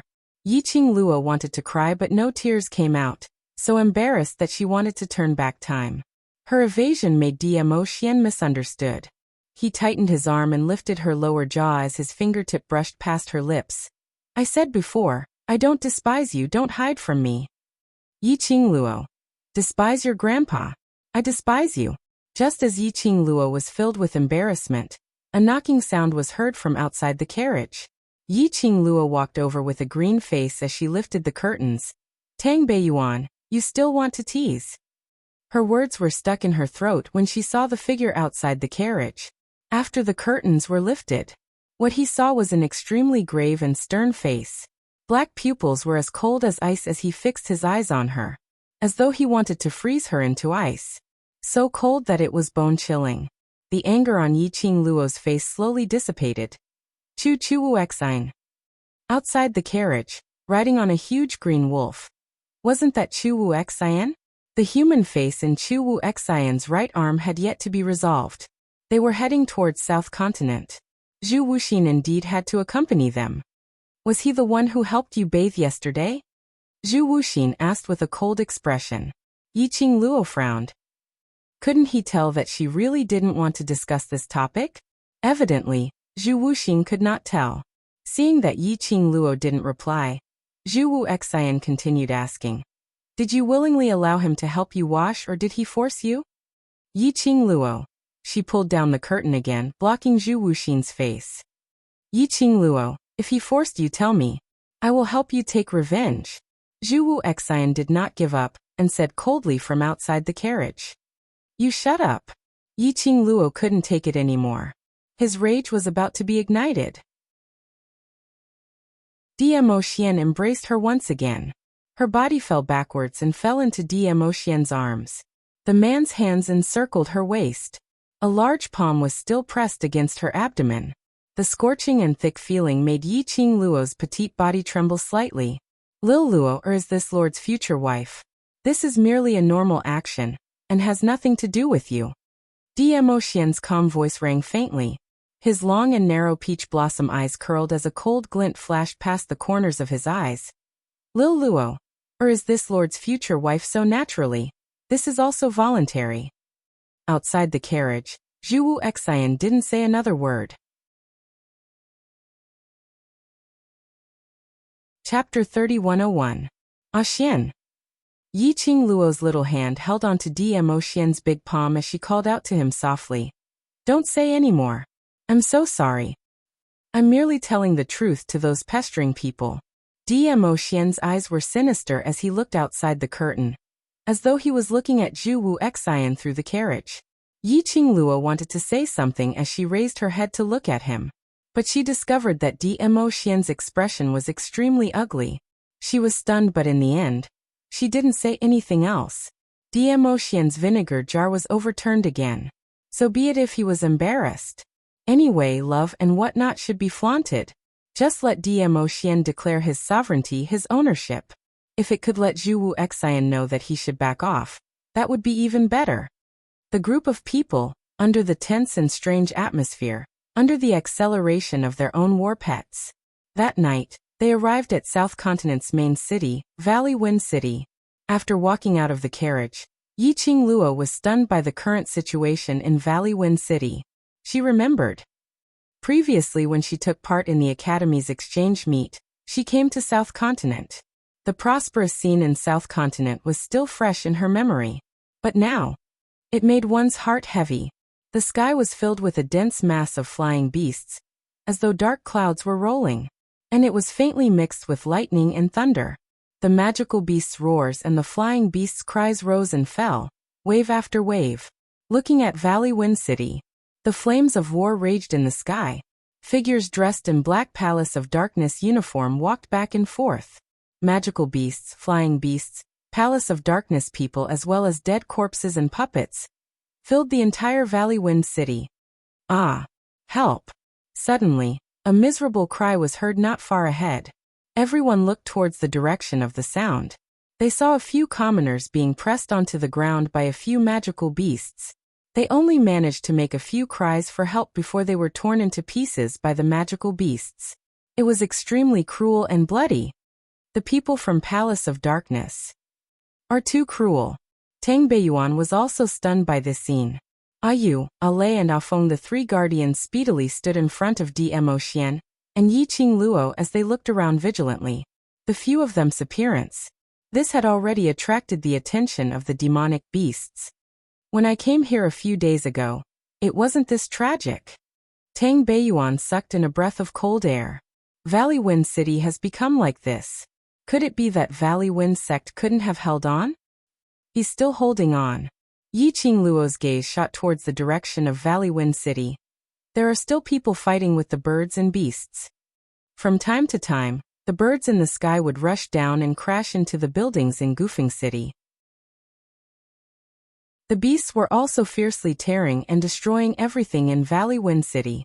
But on the city wall, there were also groups of armored soldiers dealing with the birds and beasts. There are innocent people over there. Take them to a safe place. The general on the city wall noticed that the few people were gradually surrounded by the beasts and people from the Palace of Darkness. He immediately ordered the soldiers behind him. 10 over soldiers immediately flew down from the city walls, blocking in front of Yiqing Luo and the others. The soldiers were all covered with scattered wounds, and there were new wounds which were still bleeding. But they clenched the weapons in their hands tightly as they stood firmly in front of Yiqing Luo and the others. Facing the savage and bloody, inhumane walking beasts, the people from Palace of Darkness had no fear at all. You all are from Valley Wind Sect? Yiqing Luo opened her mouth to ask. The soldiers turned their heads curiously as they took a look at Yiqing Luo. For any normal person, on seeing Valley Wind City turning into such a bloody and brutal scene, no matter what they did, they would be scared out of their wits. Chapter 3102. In the South Waves continent, only Valley Wind City has surviving citizens? Are the other cities still holding on? Yiqing Luo didn't bother about the soldiers' puzzlement as she continued asking. The soldiers looked at each other in dismay. One of the soldiers sized up the people in front of him. He felt that the 7 people in front of him were all handsome men and beautiful women, and they all had extraordinary temperaments. It was obvious that he was no ordinary person. Especially, why do I feel like that beautiful girl dressed in red, who was devastatingly beautiful, looked somewhat familiar. However, with the enemy in front of him, his brain was stuffed. For a moment, he couldn't remember where he had seen her. Follow us closely. We'll bring you to the safe zone first. The soldiers didn't have the time to talk to Yiqing Luo and the others. Brandishing the weapons in his hands, he prepared to carve out a path of blood. Thousands of magical beasts and the flying beasts in the sky. Even if we go to the safety zone, how long can we last? Yiqing Luo and the rest didn't move. Yiqing Luo raised her head and looked at the dark sky. How much longer can Valley Wind City last? The soldiers were startled, and they tightened their grip on their weapons. The expressions on their faces became stern and determined. As long as our Valley Wind sect does not fall, Valley Wind City will definitely hold on. You are already standing in Valley Wind City. These birds and beasts will not let you go. All of you come with us immediately. Our Valley Wind sect's young sect master and elders are guarding there. The secluded Darkness Palace won't be able to harm you for the time being. Wind Valley sect. Yi Qingluo's brows rose slightly as her lips curled into an extremely shallow arc. Then that's right. What? The soldiers still hadn't understood the meaning behind Yi Qingluo's words. Suddenly, he felt a formless pressure spreading from behind him. Soon after, the beautiful young lady with a sweet smile quickly charged into the surging magical beasts ahead. The soldier's eyes widened. Miss, be careful. Those demonic beasts had no humanity. I just don't understand. Before he could say the words tender and protective of the fairer sex. The soldiers were so shocked by the scene before them that they couldn't utter a single word. He could only hear the roars of the wild beasts ringing in his ears. The ground shook violently and cracks appeared on it. The sand and pebbles that filled the air turned into strong gales that blew ferociously. Bang, bang, bang. The sound of a heavy object hitting the ground could be heard. The burly, mountain-like demonic beasts that had wrapped around the young girl were all sent flying in the air like a heavenly maiden scattering flowers. The soldiers were all stunned. This girl, he looked no more than 14 or 15 years old. How could it be so powerful? In the blink of an eye, he had killed more than a dozen magical beasts that had troubled them for months. Caw! It covered the birds that filled the sky and noticed the situation here. It actually gave off a sharp cry and immediately turned into a black long arrow, charging towards Yi Qingluo's direction. Be careful. The soldiers knew very well how terrifying these birds were. He immediately raised his weapon and was about to rush over to protect Yi Qingluo. Just stay here and watch. A low and indifferent voice sounded behind him. The voice was calm, and there was not the slightest trace of emotion. However, it made the soldiers feel as if they were bound by something, unable to move. The soldiers only saw the purple-robed man who had been hugging the young girl from the corner of their eyes, staring at the young girl's direction with adoration. They could obviously see it. The purple-robed man's worry towards that young girl. Chapter 3103. Soldiers. They were obviously arranged to save these people. But they were actually said to be a burden? They were feeling indignant.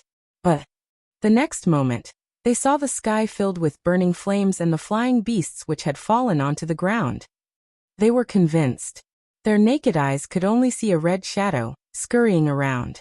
The speed was extremely fast. Everywhere it went.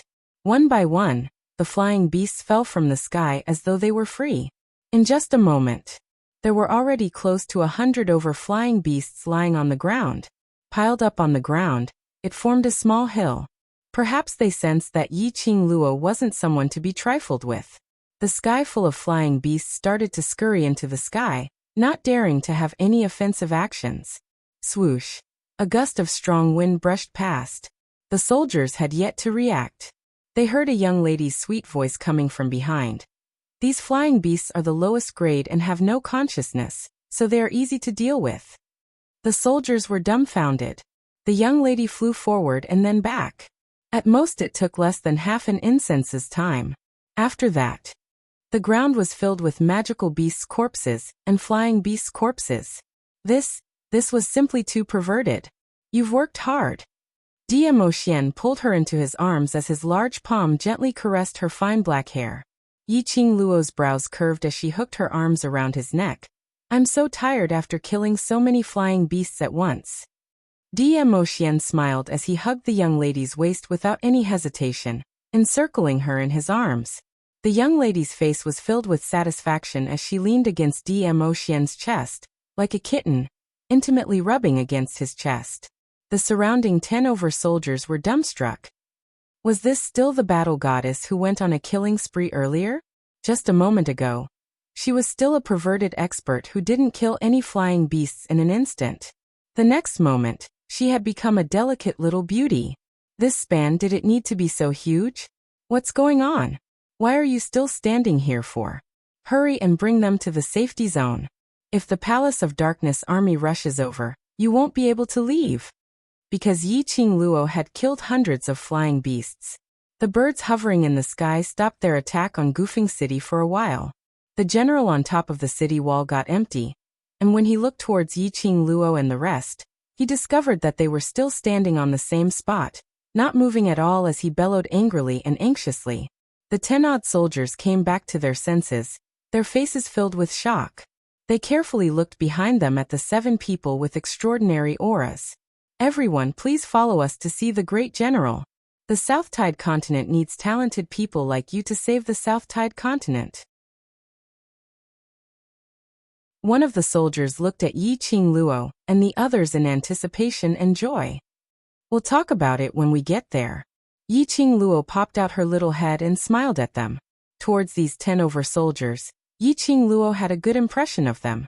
After all, when Valley Wind City was on the brink of life and death, for the sake of Valley Wind City, and for the sake of the innocent people, the generals and soldiers who were willing to stand guard here were worthy of respect. This place was indeed not the right place to talk. A group of people quickly headed towards the city wall. Along the way, they were obstructed by demonic beasts and patrolling disciples of the Palace of Darkness. The soldiers didn't even have time to make a move. They were cut down like cabbages by the 3 youngsters dressed as protectors who had been guarding the side of the purple-robed man, one by one. Very quickly, the group of people reached the top of Goofing City's city wall. The general speedily went up, but facing these 7 people who obviously had extraordinary auras, he couldn't help but be stunned.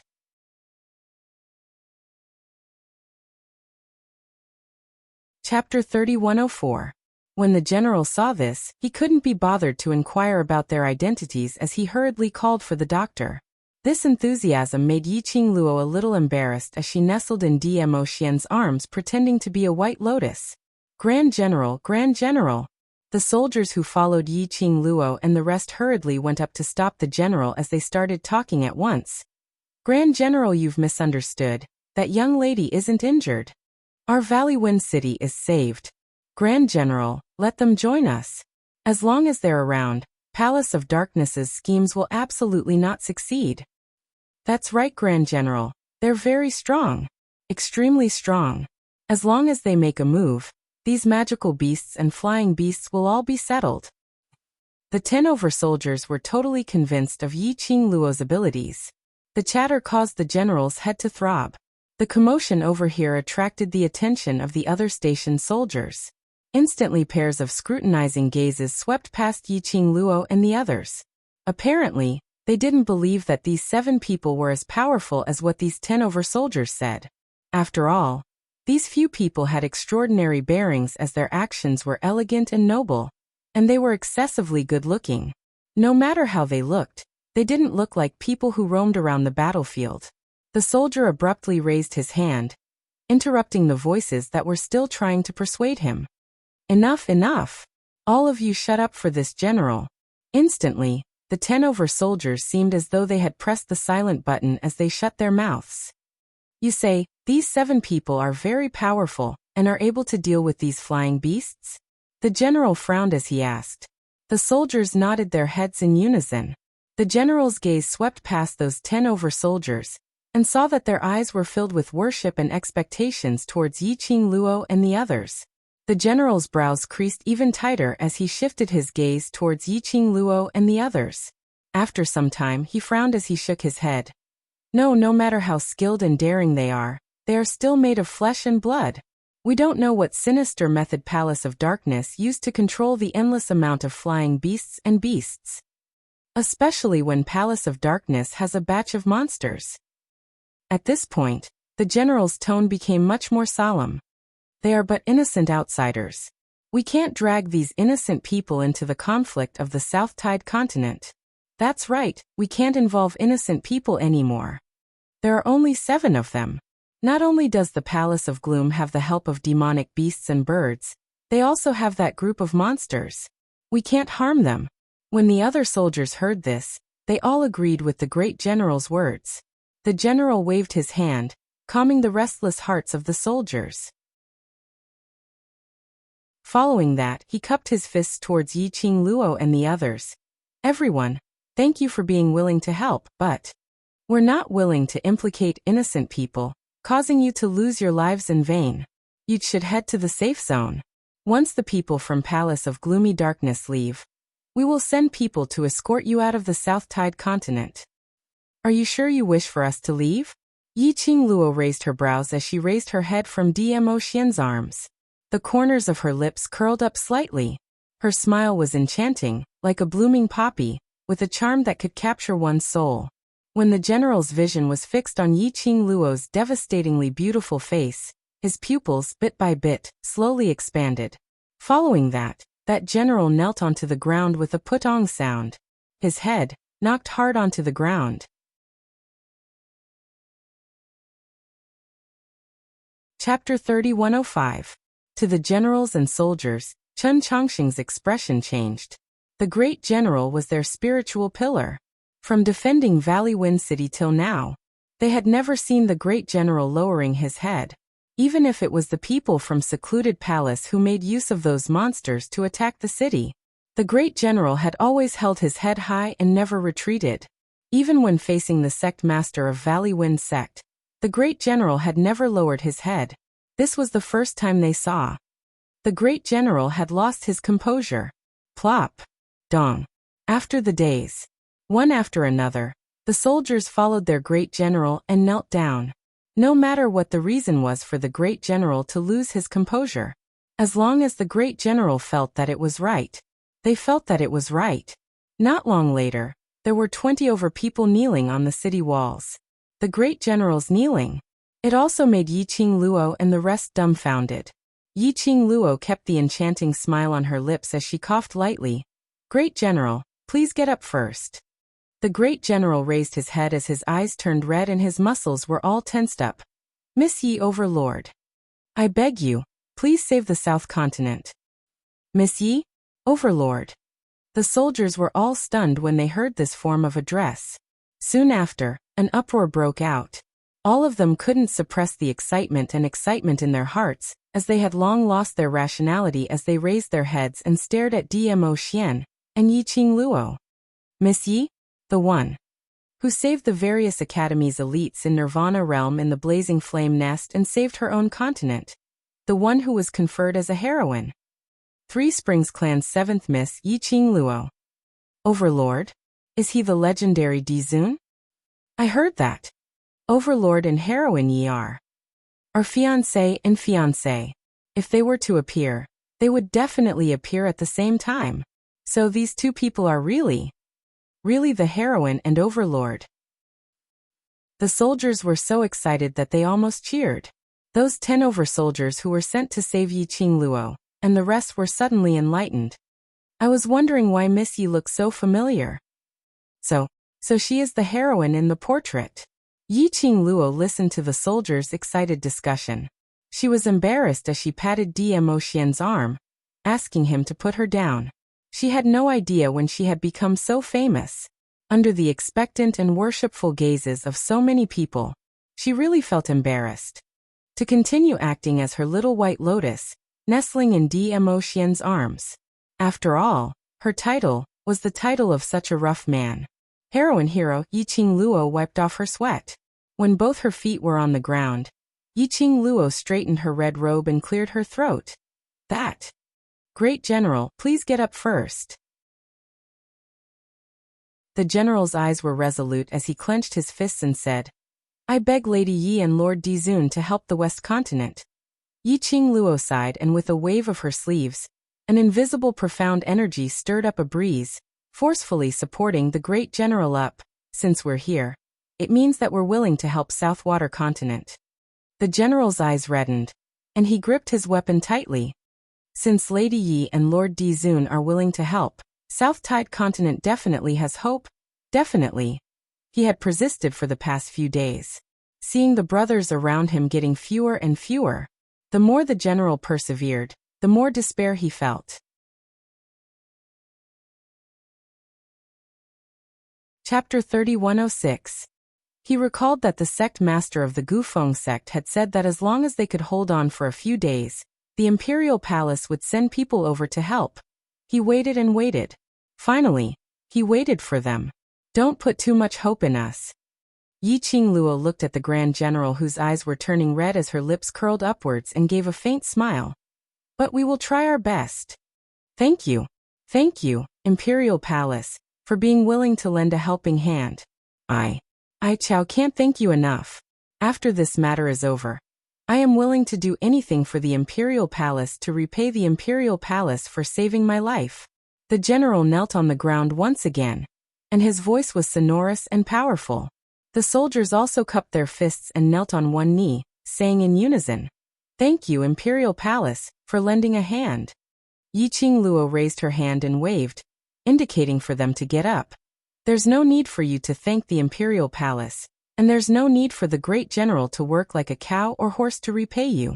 The reason why the Emperor Palace acted was because they had reached an agreement with your sect master." "A deal?" The general was taken aback. He couldn't figure out what kind of deal it was that could move the Imperial Palace and make the Dizun personally take action. Yi Qingluo smiled lightly. "Yes, this is the deal between the Imperial Palace and Gufeng Sect's patriarch. No matter what your motive is, the fact that the Imperial Palace is willing to lend a hand at this critical moment is the benefactor of our Wind Valley sect," the general said solemnly.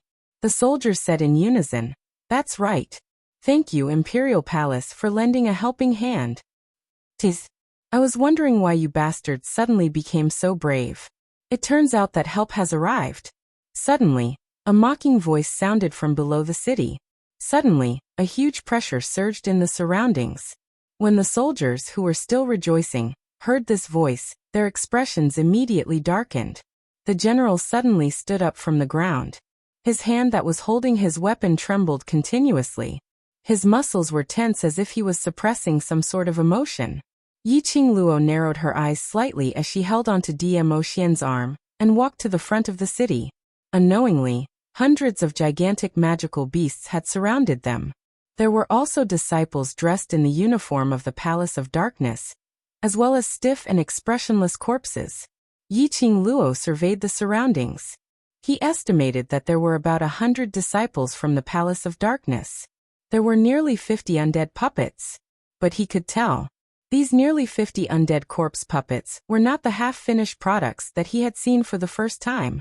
Instead, it was a defective product from when the Fox Saint technique had led them to invade the Miao tribe. Defective products were much easier to deal with than semi-finished products. At the very least, in terms of mental strength, the three guardians, Ayuale and Afong, were stronger than defective goods. Therefore, they didn't need any special weapons to kill those undead corpse puppets. Yi Qingluo's gaze swept around as she was thinking of countermeasures. His line of sight suddenly locked onto a figure. When he saw the man's face clearly, Yi Qingluo's expression congealed. "It's you." That person was dressed in a navy blue brocade robe. He was a middle-aged man in his 30s or 40s. He was very handsome and had the charm of a playboy. He stood in the middle of the Palace of Gloomy Darkness. His posture was relaxed, and there was even a smirk at the corner of his mouth. Yi Qingluo had met this person before. However, he had only seen it once. He didn't have a deep impression of her. The reason why she remembered him? Or was it because of a certain someone? "Student Yi Qingluo, I didn't expect you to still remember me." That man laughed softly. "It's my honor." Chapter 3107. Yi Qingluo's face was full of ridicule. The dignified Elephant Saint technique has now become a scapegoat for the Palace of Darkness? Elephant Saint technique's expression changed slightly, but his lips quickly curled into a playboy smile. After all, student Yi Qingluo was so ruthless towards the dark forces. If the dark forces wanted to survive, they could only seek a backer. He paused for a moment and chuckled. Everyone wants to live, the dark forces are no exception. Taking orders from the Palace of Darkness, working for the Palace of Darkness, becoming a scapegoat for the Palace of Darkness. This kind of ignoble existence really suits your character of hiding in the dark corners. Yi Qingluo ridiculed them without any restraint. Xiangsheng Fa clicked his tongue as he stroked his chin. "I've always heard my companions talk about how sharp your tongue is and how powerful you are. Today I've met you. You indeed live up to your reputation. No wonder you're the one who caused the dark forces to be unable to make a comeback, student Yi Qingluo." This sarcastic emphasis made Yi Qingluo extremely unhappy when she heard it. "Student Yi Qingluo, I'm very curious. How did you know my identity?" Elephant Saint Technique raised his brows. All along, it's always old wolf that fellow showing his face outside. You should have never seen me before. Because of Si Yanmu? Yiqing Luo squinted her eyes. You think you've concealed it very well, but Si Yanmu's profound Yinqi can't be concealed. Elephant Saint Technique clapped his hands. Not only do you know my identity, you also know about my relationship with Mu Mu. Not bad, not bad, you're indeed smart. I'm not interested in your relationship. Yiqing Luo's expression was indifferent. That's right, this is all in the past. Elephant Saint Technique nodded in agreement. This is not the Heavenly Academy. I'm not the Dark Forces Saint Technique, I'm now just a lackey of the Palace of Darkness. I have to follow the mission assigned by the Palace of Darkness. Yiqing Luo's brows knitted tightly, her squinted eyes were suffused with a faint chill. This Elephant Saint Technique and Wolf Saint Technique were completely different types of people. If it was Wolf Saint Technique was already enraged by her sarcastic words earlier. But not only was Elephant Saint Technique still in a peaceful mood, he could even laugh at himself calmly. It could be seen that his psychological quality was extremely strong. Such a person was even more difficult to deal with. Student Yiqing Luo, I didn't expect that. You would actually help South Water Continent. Xiangxing Fa looked curiously at the general standing beside Yiqing Luo. Since when has the Imperial Palace been so kind? Yiqing Luo replied. Compared to the Palace of Darkness and you bunch of lackeys, I like the South Continent more, so naturally. I will help the South Continent. Xiangxing Fa shook his head helplessly. What a pity. I thought we could take down Valley Wind City today. Looks like we'll have to spend some more time. I really want to continue reminiscing with you, but Valley Wind City has yet to be conquered. I am pressed for time, so I can only slowly reminisce in the future. His words fell. Xiangxing Fa pretended to be casual as he smiled. His fingers gently brushed the hair on his forehead. He pretended to be suave and threw a coquettish wink at Yiqing Luo. Just as she cast a flirtatious glance, Xiangxing Fa's frivolous face suddenly turned extremely sinister, and his voice turned gloomy. Attack the city. He gave the order. A sharp and intimidating beast's roar and birds' cries instantly resounded through the entire sky. The Palace of Darkness disciples raised their arms and clamored loudly.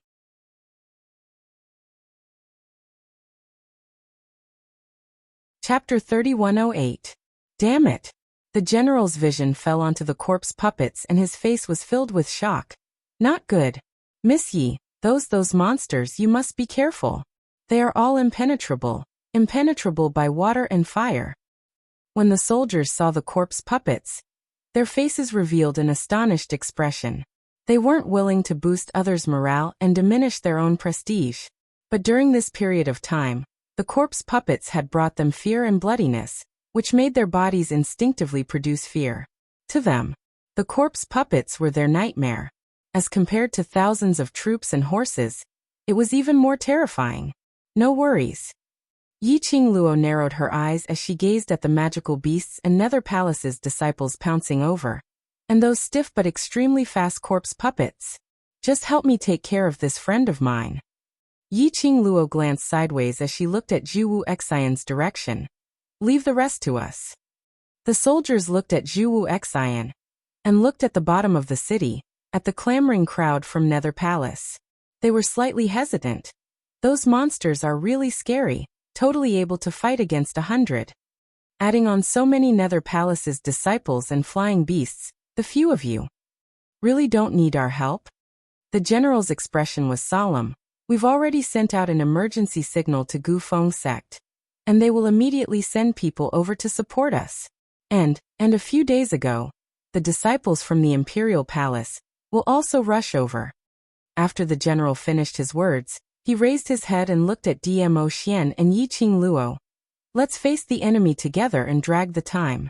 As long as the reinforcements rush over, we will definitely be able to defend Valley Wind City. You've been fighting for such a long time, and your stamina can't keep up. Even if you force yourself to fight, you're merely using your own life to drag that short moment of time. Yiqing Luo's eyes were calm as she fixed her gaze on the general. I believe Grand General also doesn't want to see your own brothers sacrificing themselves in vain. The general's expression sunk as he clenched his fists tightly. But. No buts. Yi Qing Luo shot her vision towards the bottom of the city, at the magical beasts which had already started to attack Valley Wind City. Help me take care of that friend of mine, that's the best repayment. Yi Qing Luo left this sentence behind. With a leap, she was already on top of the city wall. With a flick of her palm, a devouring flame fan appeared at her fingertips. Then she flew down. Her red robe was burning with the most brilliant light. With a flick of her wrist, the feather fan opened up, and an endless amount of profound energy gathered on the feather fan, transforming into numerous wind blades that slashed downwards. That wind blade was stained with this seductive red glow. They were like sharp blades that cut through everything around them. Wherever the wind blades went, the burly and strong magical beasts fell to the ground one by one without any warning. It even crushed many disciples of the Palace of Darkness to death. The magical beast collapsed. The wind blades slashed towards the disciples of the Palace of Darkness. A bloody path was carved out. Screech. Yi Qing Luo's feet had just landed at the bottom of the city wall when the sky was filled with a patch of darkness, suddenly charging down in unison. Sharp cries sounded as though it was going to pierce through one's eardrums. As it rang in succession, one after another huge flying beasts flapped their wings, setting off a violent gale, sweeping up the sand on the ground, rolling like clouds as sand and stones flew. Yi Qing Luo's brows rose as she calmly looked at the hundreds of flying beasts charging towards her.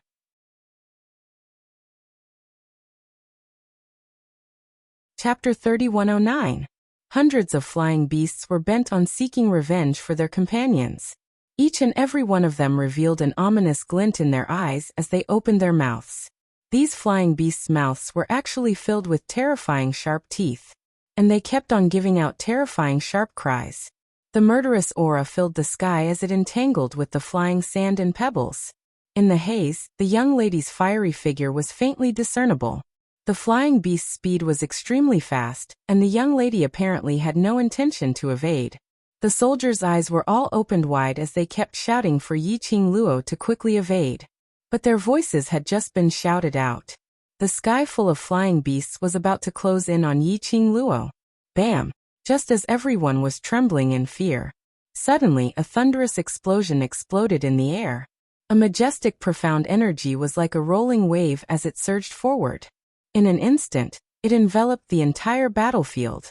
The moment the hundreds of flying beasts swooped down, Lin Fan's eyes widened, as though they had crashed into something. Each of the flying beasts gave out a sharp ear-piercing cry, which was totally different from the previous threats and warnings. If one listened carefully, it sounded extremely like a cry for help and pain. But in an instant, while the flying beasts were screaming miserably, in the sky, one after another huge flying beasts kept falling. It was totally in an instant.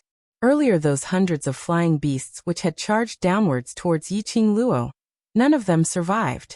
The surrounding flying sand was still lingering and rolling. The airwaves were still rolling. But in the haze, everyone could still see clearly. Overlord, Overlord. Everyone's expression congealed instantly. The tall and imposing figure standing in front of Yi Qing Luo. Wasn't that Dmo Xian? His purple robe was fluttering due to the strong wind, and his jet-black hair was also flying along with the wind, which set off that peerless face of his, making him look like a banished immortal. He slowly retracted his right hand. The surrounding profound energy, along with his action, gradually stopped. Without the strong wind waves, it lingered in the air. The surrounding flying sand and pebbles also stopped. Everyone sucked in a breath of cold air. Heavens! The Overlord only used one hand, and annihilated hundreds of flying beasts in minutes? This was simply too powerful. Just one hand. From the looks of it, it seemed as though he didn't use any profound energy at all, and he had easily suppressed those birds. It was simply too cool. Ah Xian. Yi Qing Luo's pink lips perked up as she hugged Dmo Xian's arm with one hand. I knew you would block in front of me. Dmo Xian glanced sideways slightly, his eyes filled with gentleness and pampering. You've just recuperated, you can play and enjoy yourself.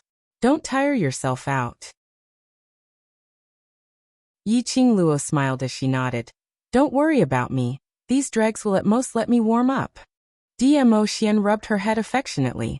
The two of them looked at each other and smiled warmly.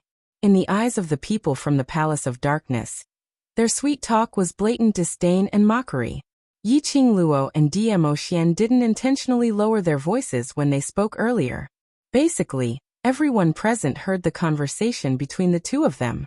This blatant disdain and disdainful attitude infuriated the people of Dark Nether Palace.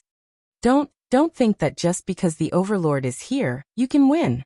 Valley Wind City will definitely belong to us, Palace of Darkness. Right.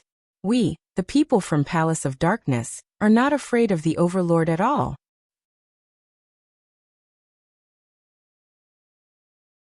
Chapter 31:10.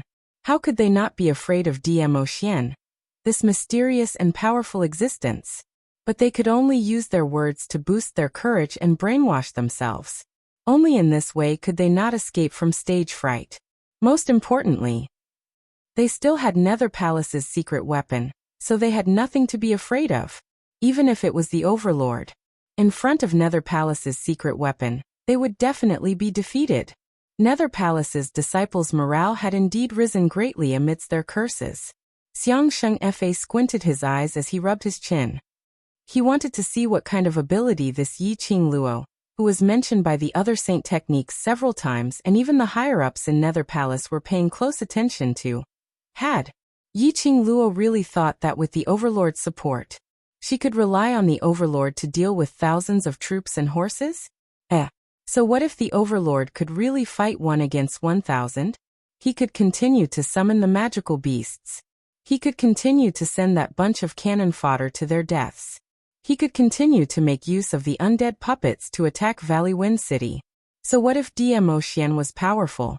Facing this kind of continuous war, how long could he last? Xiangsheng Fa scoffed lightly as his eyes were filled with disdain. Everyone in Nether Palace laughed when they saw Xiangsheng Fa. They understood that their curses and ridicule towards Dmo Xian made Leader Xiang extremely happy. Hence they took a deep breath and suppressed the fear towards Dmo Xian, as they started cursing once again. What Overlord? The Imperial Palace that had been established for so many years was overtaken by the Palace of Darkness in just a few months. You can't even protect the Imperial Palace that belongs to you.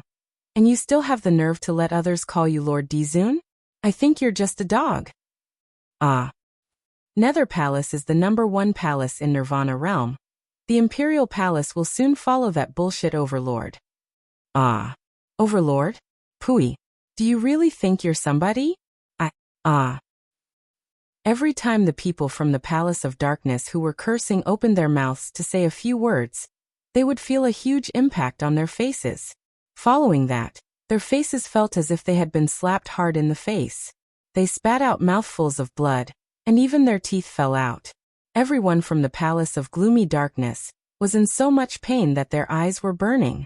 They glared in the direction of the attack. Yi Qingluo waved the glower flame fan. The coquettish red glow flickered continuously. Every time it flashed, one could clearly see a streak of light darting out. He only headed in the direction of the people from the Palace of Darkness. It hurts. Help. More cries of pain and cries for help rang out. His speed was fast and his strength was ruthless. It caused the rage of the people from the Dark Abyss Palace to extinguish. Yi Qingluo sneered. Her fingertips moved and the glower flame fan opened up. In the air, ripples spread out one after another. Powerful energy gushed out from his body. It charged in the direction of the people from the Dark Abyss Palace like a tidal wave that covered them. Another wave of screams and the sound of tall and burly magical beasts falling to the ground resounded. Yi Qingluo slowly kept her glower flame fan. She squinted her long and narrow eyes, reflecting an icy cold light. Bit by bit, she looked at the disciples of the Palace of Darkness who were screaming and covering their faces. Her voice was as cold as ice.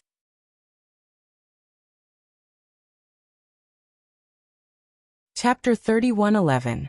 Yi Qingluo stood in front of Dmo Xian as she slowly retracted her arm and raised her chin as her face was icy cold. The glower flame fan on her fingertips swayed gently. Everyone from the secluded palace spat out blood as their teeth flew out as they cried out in pain. Then, he looked at the flame-like red light that moved from time to time. They felt that their faces were in even more pain, and so were their teeth. Yi Qingluo's cold eyes swept past that group of people, and on seeing their terrified expressions, her pink lips curled upward slightly. Heh. She couldn't even bear to bully her boyfriend. This bunch of trash were even fit to insult her man? You bunch of trash. Why are you afraid of a young lass like her? Attack for me. Kill them. Take down Valley Wind City. Xiang Shengfe saw that the situation had turned around and his face turned green as he gritted his teeth and bellowed. The secluded palace's disciples clenched their weapons tightly as they wanted to charge forward. But the moment they met Yi Qingluo's smiling gaze and the red profound glow in her hands, their legs turned into jelly. Their faces hurt and their teeth hurt even more. A bunch of trash. Just a young lass taking the chance to sneak and attack, and all of you are so scared. Do you still look like secluded palace's disciples? If you don't want to stay in secluded palace and are afraid of death, then scram for me now. Secluded palace doesn't need you bunch of cowardly trash. Xiang Shengfe unleashed his profound energy as his voice echoed throughout the battlefield. Secluded palace's disciples exchanged glances as they tried to find an answer from each other's eyes. The main reason why they joined secluded palace. Not only because secluded palace's benefits were good. Most importantly, it was because secluded palace had the fastest way to raise their profound energy in the shortest time possible. This increase in profound energy was permanent. Towards their thirst for power, how could they bear to leave? Moreover, secluded palace's development was obviously much more awesome than the imperial palace. They followed secluded palace to conquer the world. In the future, they would be the #1 palace's disciples. Just walking on the road would bring along the wind. Most importantly, after they joined secluded palace, they had done so many atrocious things. If he lost the protection of the Abyss Palace, they would definitely be captured by those small powers that the dark secluded palace had wiped out and used as tools to vent their anger. Kill. Capture Valley Wind City. Let the people of the Imperial Palace see the power of our palace of gloomy darkness. Yes. Kill. We have a secret weapon. Why should we be afraid of them? She was just a silly little girl. Charge. Capture Valley Wind City, and capture the people of the Imperial Palace alive.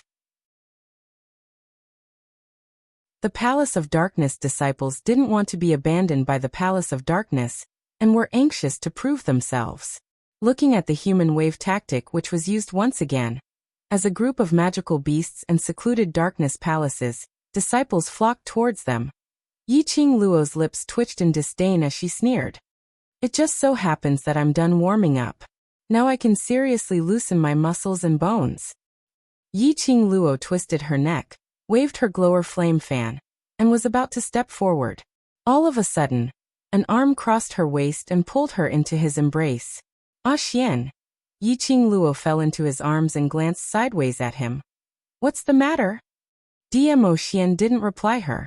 Instead he held her waist as his vision shot towards the other corner of the city wall as his voice was deep and calm. How much longer do you guys intend to watch the show for? You guys? Yi Qingluo was stunned.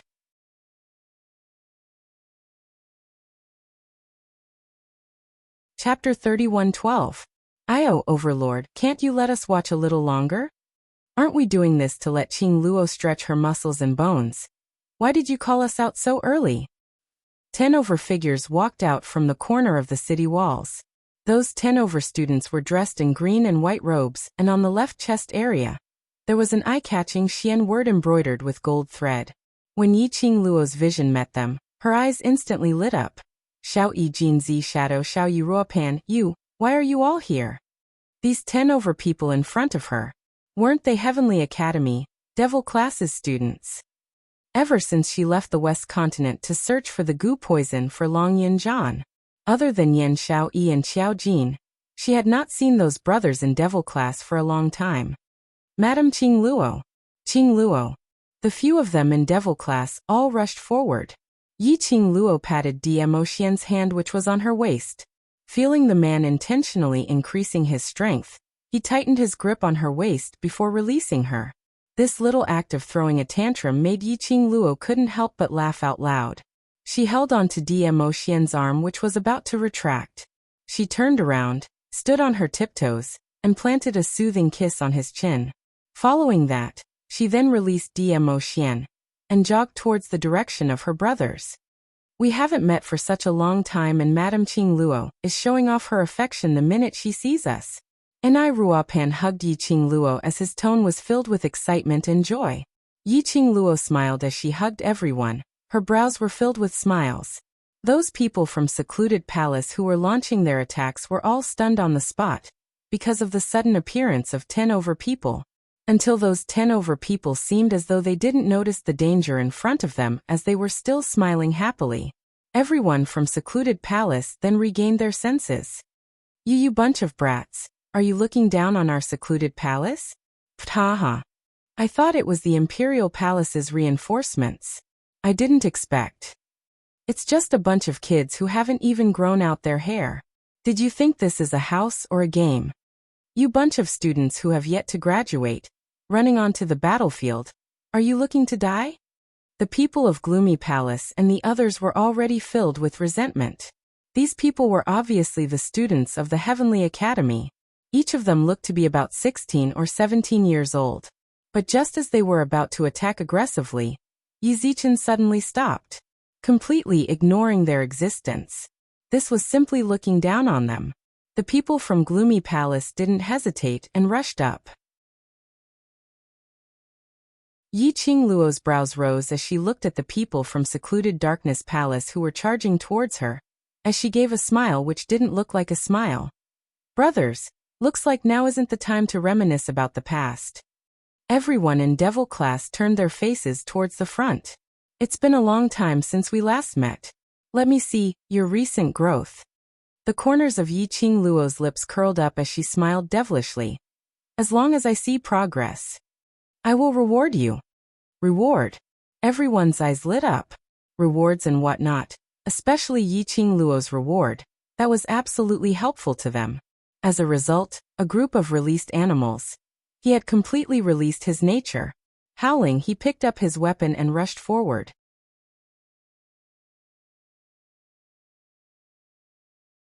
Chapter 31:13. Mo Xian raised his brows as he looked at the young lady's smiling face. His lips curled as he stretched out his hand and held her little hand. Let's go. Mo Xian and Yiqing Luo also rushed up to join the battle. Ah Feng, Ah Yu and Ah Lei, the 3 guardians, also rushed up to protect their master. Really don't. The Grand General wanted to persuade Yiqing Luo and the rest to wait for the reinforcements. But in front of him, that group of people were already entangled with the people from Nether Palace. The Grand General's brows creased tightly as he stared anxiously at those 10 over people. His heart was filled with worry and conflict. Initially, there was only the Overlord and the other 5 to go against the thousands of troops from Nether Palace, and those 10 over undefeatable undead puppets. They were already very worried. Later on, they added another 10 over people. But those 10 over people were all young lads and young ladies. They looked like 16 to 17 years old. These young lads, could they really hang on till the reinforcements arrived? Move aside. Suddenly an icy cold voice was heard from his back. That voice was like ice as it penetrated into his eardrums. It was so cold that the Grand General shivered. Master, you can't go over. The Grand General turned his head back and saw the red-robed young man walking towards the direction of the battlefield. He remembered Yiqing Luo's instructions as he hurriedly stretched out his hand to stop him. Zhu Wu Xian's brows creased slightly as his eyes were filled with a sliver of anger. Move aside. Master, have you forgotten what Miss Yi said? You can't go over.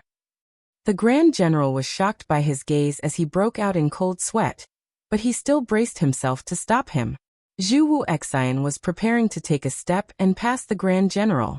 Just when he heard this sentence, his footsteps slowly shifted back. Although the Grand General was adept in leading troops into battles, but to be able to sit in this position and have a bunch of trusted soldiers, naturally he wasn't someone who didn't know how to read people's expressions. His gaze shot towards the direction of the battlefield, and quickly looked at Zhu Wu Xian as he roughly understood something. He continued to brace himself. Master, Miss Yi asked you to stay here because she's worried about you.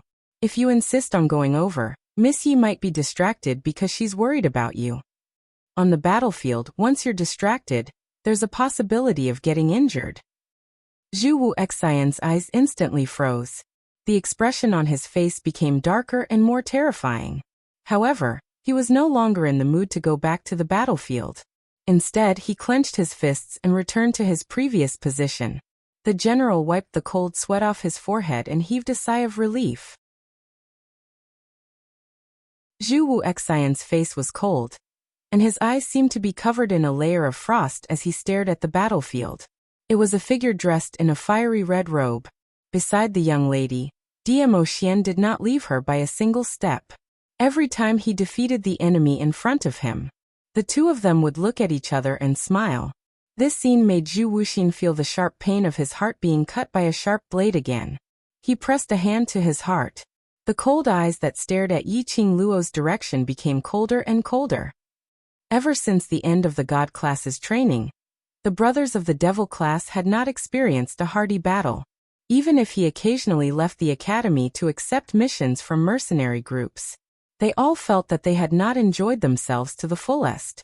Now they were facing a large group of magical beasts, flying beasts, disciples of the Dark Palace. They were like animals that were starving and thirsty. They totally didn't need to care about their lives or anything. Each and every one of them killed to their heart's content. Just 10 over Devil class students, plus 3 Imperial Palace guardians.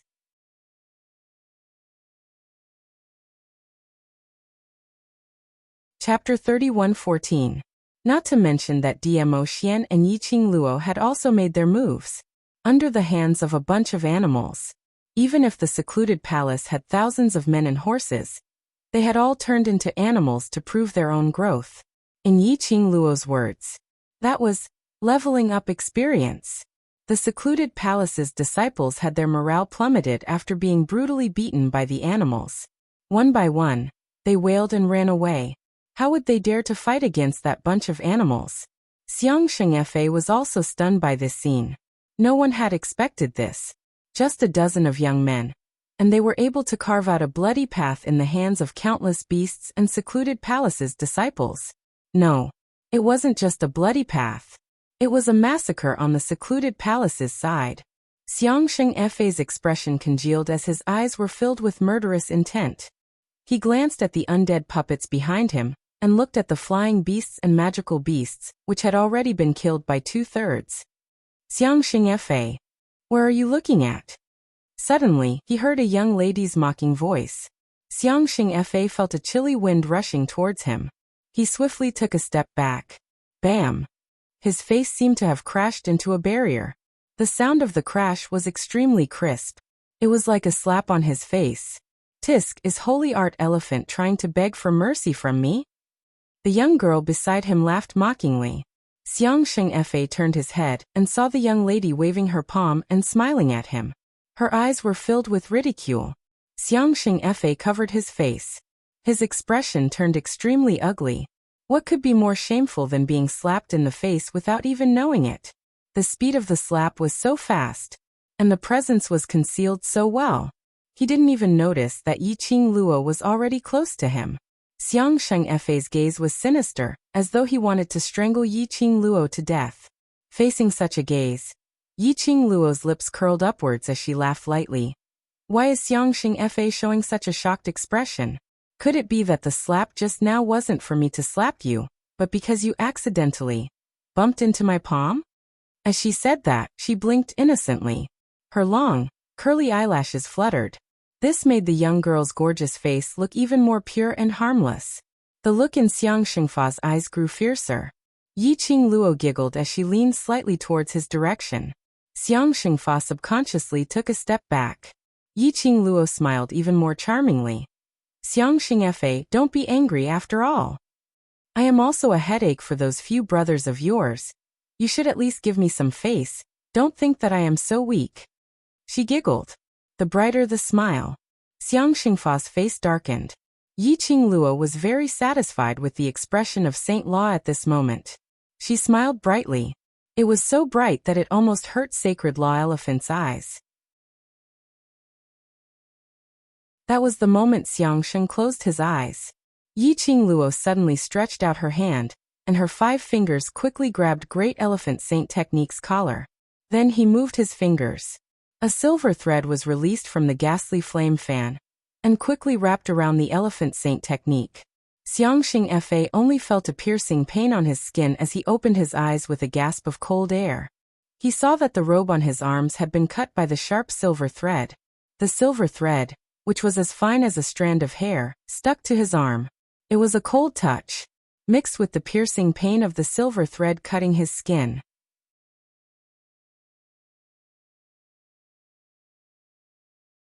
Chapter 31:15. Don't worry, I will go easy on you. Yi Qingluo smiled evilly. I have no choice to catch the ringleader first. I can only catch you first. Xiangsheng Fa's handsome face was extremely gloomy. His eyes turned cold as a cold glint appeared. Originally, I wanted to let you die a little easier. He opened his mouth and his voice was filled with uncontrollable anger and coldness. Since you insist on seeking death, then don't blame me for not knowing how to have tender feelings for the fairer sex. Just as his voice fell, Yi Qingluo felt a gust of yin qi bursting out from Xiangsheng Fa's body. Immediately, the surrounding air was condensed with a layer of frosty air. Yi Qingluo's pupils widened as she swiftly loosened her grip on Xiangsheng Fa. Following that, her figure was like an afterimage as she retreated swiftly. Bam! A deafening explosion was heard from the place where Yi Qingluo was standing earlier. After she stabilized her footsteps, she squinted her eyes as she looked at the lingering qi in the sky. There was a slight change in her expression. Earlier, if she was one step slower, there was a possibility she would have been hit directly on the top of her head by that explosion. But luckily, at the moment she retreated, the glower flame fan swiftly closed up and fastened the silver thread tightly. She retracted the silver thread in her hand, trying to pull Xiangsheng Fa back. But this pull, the silver thread was easily pulled over. The other end of the silver thread was empty. Where was Xiangsheng Fa? Yi Qingluo's eyelashes fluttered as she quickly kept the silver thread back into the glower flame fan. Then she released her perception as she looked towards the direction of the qi flow alertly. Xiangsheng Fa actually broke free from the restraint of her silver thread. She had just kept the silver thread, and was still shocked that Xiangsheng Fa broke free from the silver thread. Suddenly, her ears twitched sensitively. Her eyes stared intently at the direction of Xiangsheng Fa. Why did it seem like she heard a very messy sound, and it was mixed with an extremely strong murderous intent? And the yin qi was getting heavier and heavier, and a very pungent and unpleasant smell. What was going on? Yi Qingluo, you and your bunch of useless brothers will not be able to return. Xiangsheng Fa roared furiously in the midst of the qi flow. The strong qi gradually dissipated. Everything in front of him became much clearer. When Yi Qingluo saw this scene, she finally understood the reason why she had so many strange feelings just now. Dozens of undead puppets stood in front of Xiangsheng Fa. Behind Xiangsheng Fa were dozens of neatly lined corpse puppets. The pungent smell came from the undead corpse puppets. It smelled like rotting corpses. It also smelled like some kind of potion. The stench was indescribable. An endless amount of yin qi was emitted from the corpse puppet's body. It's a monster, a monster. The Palace of Darkness is going to use monsters. Be careful. These people were all monsters.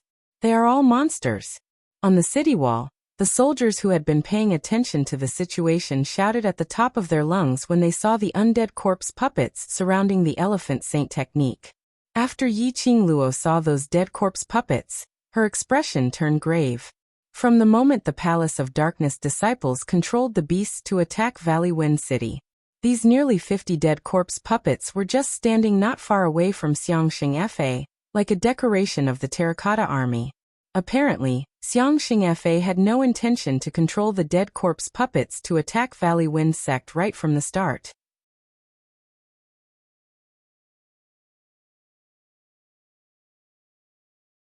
Chapter 31:16. If right from the start, Xiangxing Fa had let the undead puppets join the battle. The Palace of Darkness's loss might not be that huge. Undead puppets were Palace of Darkness's tools. Xiangxing Fa probably wouldn't be willing to use Palace of Darkness's tools to attack her. Unless these were Palace of Darkness's tools, which affected him. So he didn't let the undead puppets deal with them. Now he had no choice but to control the undead puppets to protect him. That meant to say, to control the undead puppets, there was a certain price to pay. Yiqing Luo squinted her eyes slightly as she sized up Xiangxing Fa from top to bottom. But no matter how she looked, she couldn't tell what was different about Xiangxing Fa. These are the undead puppets you were talking about? Ni Rupin stared blankly at the stiff corpses that were standing straight, and asked in astonishment. After Yan Xiaoyi and Xiao Jin returned to the Heavenly Academy, then they told Devil Class about the Miao tribe's matter. Towards the undead puppets, Devil Class's students felt that it was a novelty. Looks like it's not as powerful as imagined. Lu Xiaoyu tilted her head as she blinked her eyes, staring at those undead puppets. Devil Class's students nodded their heads in agreement. Don't let your guard down. Their terror is not in their outer appearance, but they are impenetrable, impervious to fire and water. Even if their 4 limbs are chopped off, they will still be able to continue fighting. Xiao Jin reminded in a deep voice. So if you meet them, you must be careful. Yes. Devil Class's students replied in unison as they concentrated their attention and looked towards the direction of the undead puppets. It's out. It's out. Palace of Darkness's strongest weapon is out. An invincible and all-conquering weapon. Palace of Darkness will definitely win this time round without any pressure. Palace of Darkness's disciples who were still alive saw the undead puppets being activated. The terror and fear on their faces were all replaced by ecstasy. Xiangxing Fa sneered. He opened his arms wide. Insolent laughter. As though he had completely forgotten about the awkwardness of being caught by Yiqing Luo earlier. His sinister eyes stared deadly at Yiqing Luo. The corner of his mouth was still curled up in his symbolic smirk. Yiqing Luo, it's not too late to beg for mercy. His sinister smile was so cold that it made people shiver. Especially those 10 over corpses surrounding him. Upon hearing his voice, all of them started to move in unison towards Yiqing Luo's direction. The dozens of corpse puppets moved in unison, as if they were duplicates. There were no flaws at all. Devil Class's 10 over students, after forcing the wave of magical beasts to retreat, speedily crowded towards Yiqing Luo's direction. Because of the corpse puppets, the disciples of Secluded Darkness Palace shouted excitedly. For a while, no one continued to attack. In their eyes, once the corpse puppets were dispatched, those little brats who haven't even grown their hair will all become corpses. Qing Luo, what should we do? It's this group of monsters again. Yan Xiaoyi gripped the black sickle blade tightly, her expression solemn. Yiqing Luo's lips curled. Don't panic, let them continue showing off. When they think that they're standing at the peak, let them fall into hell. That's more interesting. You have a way to deal with this group of monsters? Xiao Jin understood the meaning in her words. Yan Xiaoyi's eyes shone. That's right, isn't the Overlord able to hang this group of monsters up in minutes? If he makes a move, there's basically no problem.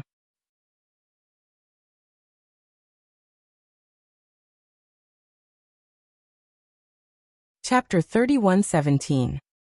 What? Us. Yan Xiaoyi's eyes widened as she suddenly took a step back. You must be joking. We. How could we possibly be that bunch of monsters' opponents?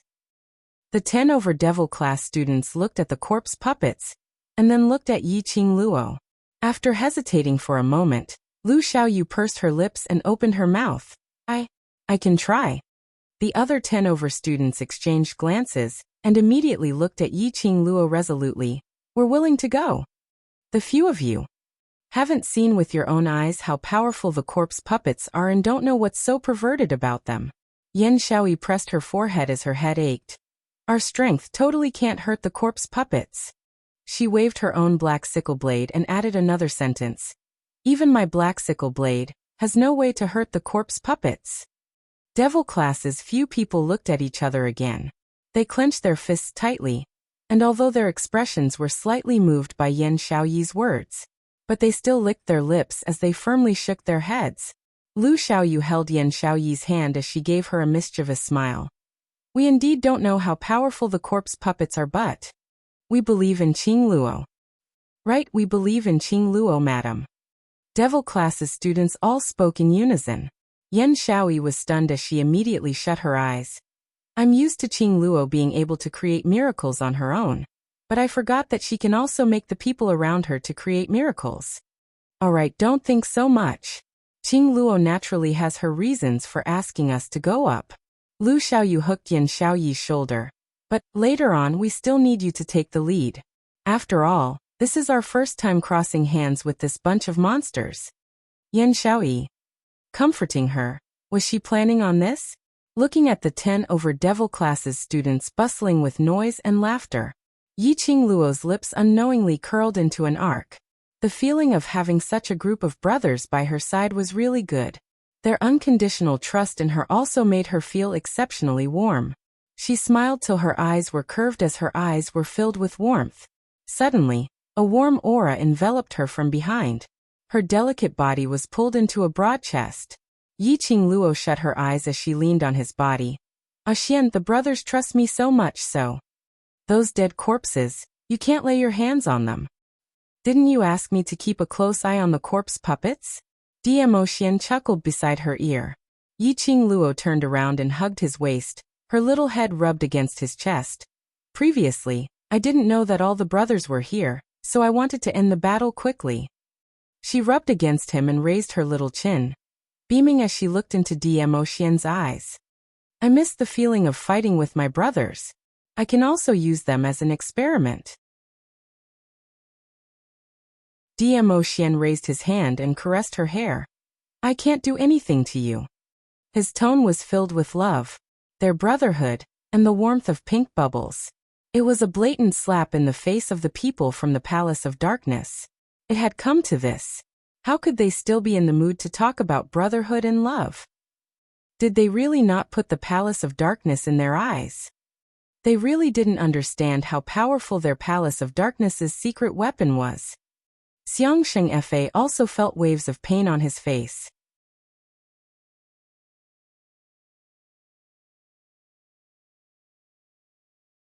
Chapter 31:18. Heavy Reward. These two words caused an uproar among the Palace of Darkness's disciples. Palace of Darkness's heavy reward was to give them a chance to raise their profound energy quickly. Once they got this heavy reward, in the Palace of Darkness where ability spoke, they would be able to get a good official position.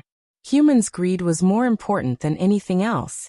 In front of greed, fear and terror could be thrown to the back of one's mind, because if they won the bet, what was waiting for them was a glorious future. No one was willing to be below others. Everyone wanted to stand out and stand at the highest point. Palace of Darkness's disciples, under the thirst for power, their eyes were burning with a burning battle intent. I will not let you down. Kill this bunch of brats who don't know their place. Palace of Darkness's disciples, on seeing the corpse puppets speedily charging towards Yi Qing Luo and the others' direction, also speedily attacked. In their eyes, Yi Qing Luo and the others had become the stepping stone to raise their ability. Momentarily, the sword light and shadow, magical beasts howled. The corpse puppets swept up a raging yin qi as they charged over. It was a ferocious attack. Under the city wall, those 10 over youngsters stood on the same spot without any intention to evade. Oh no! Oh no! The great general on the city wall, nervously clutching the long spear in his hand, as he paced around anxiously. Why haven't the reinforcements arrived yet? If something really happens to them, how am I going to answer to Sovereign? How am I going to answer to the Imperial Palace? The great general heard the deafening rumbling explosion below the city wall. All the muscles in his body tensed up at this moment. He shut his eyes tightly, as his mouth kept mumbling something. However, after the second explosion, Li Tianlan's body trembled. The great general finally couldn't take it anymore. As his eyes widened, as he raised the long spear in his hand, No way.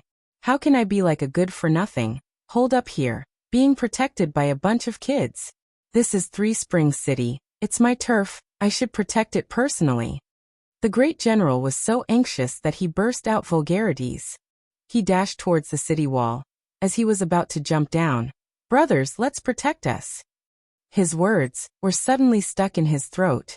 The great general's vision was fixated on the scene below the city wall. He couldn't believe his eyes. "She is a very special woman." Suddenly, the youth's cold voice came from behind. However, there was a hint of amusement in his voice. "Don't look at her like you look at an ordinary person. As long as she says it, she'll definitely be able to do it," the young man continued. The general turned around in a daze. He looked at Zhu Wuxin, who had a cold expression and a frosty look on his face. Zhu Wuxin's gaze was fixed on the beautiful figure below the city wall. There was an obvious tenderness in her eyes. The general turned his head in a daze and looked down at the city wall again. He had to acknowledge Zhu Wuxin's words. Really, one couldn't use ordinary people's eyes to look at Yiqing Luo. Perhaps relying on these kids, Gufeng City could really be saved. Below the city wall, the disciples of the Palace of Darkness and the monsters seemed to be blocked by an invisible wall.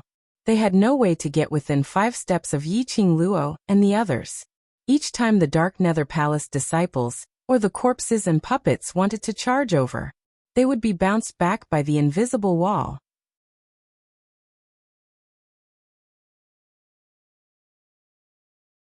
Chapter 31:19. The secluded palace's disciples who were repelled were dismembered into pieces, leaving only splattering blood on the ground. As for the corpse puppets, in the shortest time possible, they attacked once again with their broken bodies. But no matter how they charged over, that invisible wall had surrounded Yiqing Luo and the others from all directions, tightly and solidly. After 2 waves of attacks, Xiang Shengfe knew that this was a futile effort, letting that bunch of trash from the secluded palace die in vain. He raised his hand and stopped the 3rd wave of attacks from the secluded palace's disciples. His face was still as suave as before, but the deep meaning in his eyes was filled with a sinister and treacherous glint. His eyes were fixed on the golden boy and jade girl who were hugging each other. "What? Overlord? Are you afraid of our secluded palace's secret weapon?" Yiqing Luo's brows rose as her lips curled evilly. "Secret weapon? It can't even break my Xian's barrier. How can it be called a secret weapon?" Conjuring a barrier requires a huge amount of mental power. Xiang Shengfe's face was gloomy as he spoke in a sinister tone. "We can take a good look to see if the Overlord's mental power is higher, or if our secluded palace's secret weapon has more endurance." Following that, he waved his arm. Secluded palace's disciples retreat. The corpse puppets continue to attack. Hearing Xiang Shengfe's words, Yiqing Luo's expression had a slight change. Her lips were curled into a smile, but a sliver of worry flashed past her eyes. Apparently, Xiang Shengfe's intention was to control the corpse puppets and use them to attack the barrier. No matter how strong DM Ocean's mental power was, it couldn't be compared to the corpse puppets, which didn't know fatigue and couldn't die. When DM Ocean's mental power was exhausted, DM Ocean would definitely fall into a short period of weakness. By then, not only could he make use of the corpse puppets to capture the few of them in one fell swoop, at the same time he could also capture DM Ocean alive. Xiang Shengfa had a good plan. Yiqing Luo's fingers on DM Ocean's arm tightened slightly. She couldn't let Xiang Shengfe have his way. Xiang Shengfe's retreat order made the secluded palace's disciples extremely hesitant. Naturally, they were unwilling to retreat. The only way to obtain a handsome reward was to cooperate with the undead corpse puppets and take the heads. If he retreated, the undead puppets broke through the barrier. What if they couldn't make it in time to get the kill? TSK, it's really hard to raise a dog that isn't raised by oneself. Yiqing Luo gave a ridiculing smile. Xiang Shengfe, look at your position in secluded darkness palace. I really feel pity for you. You can't even order these little disciples around. Xiang Shengfa's face turned pale. The expressions of the disciples of the Palace of Darkness turned extremely ugly. No, no. Don't listen to this demonist nonsense. We are absolutely loyal to our captain. Demonist. Don't try to sow discord between us and Captain Elephant. Although that was what the disciples of the Palace of Darkness said, they still squeezed to the front. None of them had the intention to retreat. Xiangxing Fei's face turned even uglier. One more word and this leader will let you break Emotian's barrier. The disciples of the secluded Darkness Palace turned pale with fright. The first 2 waves of disciples who attacked the barrier had all turned into a pool of blood. Not even a piece of flesh was left. All of you get back here. Xiangxing Fei bellowed once again. They could hear the rage in Xiangxing Fei's tone.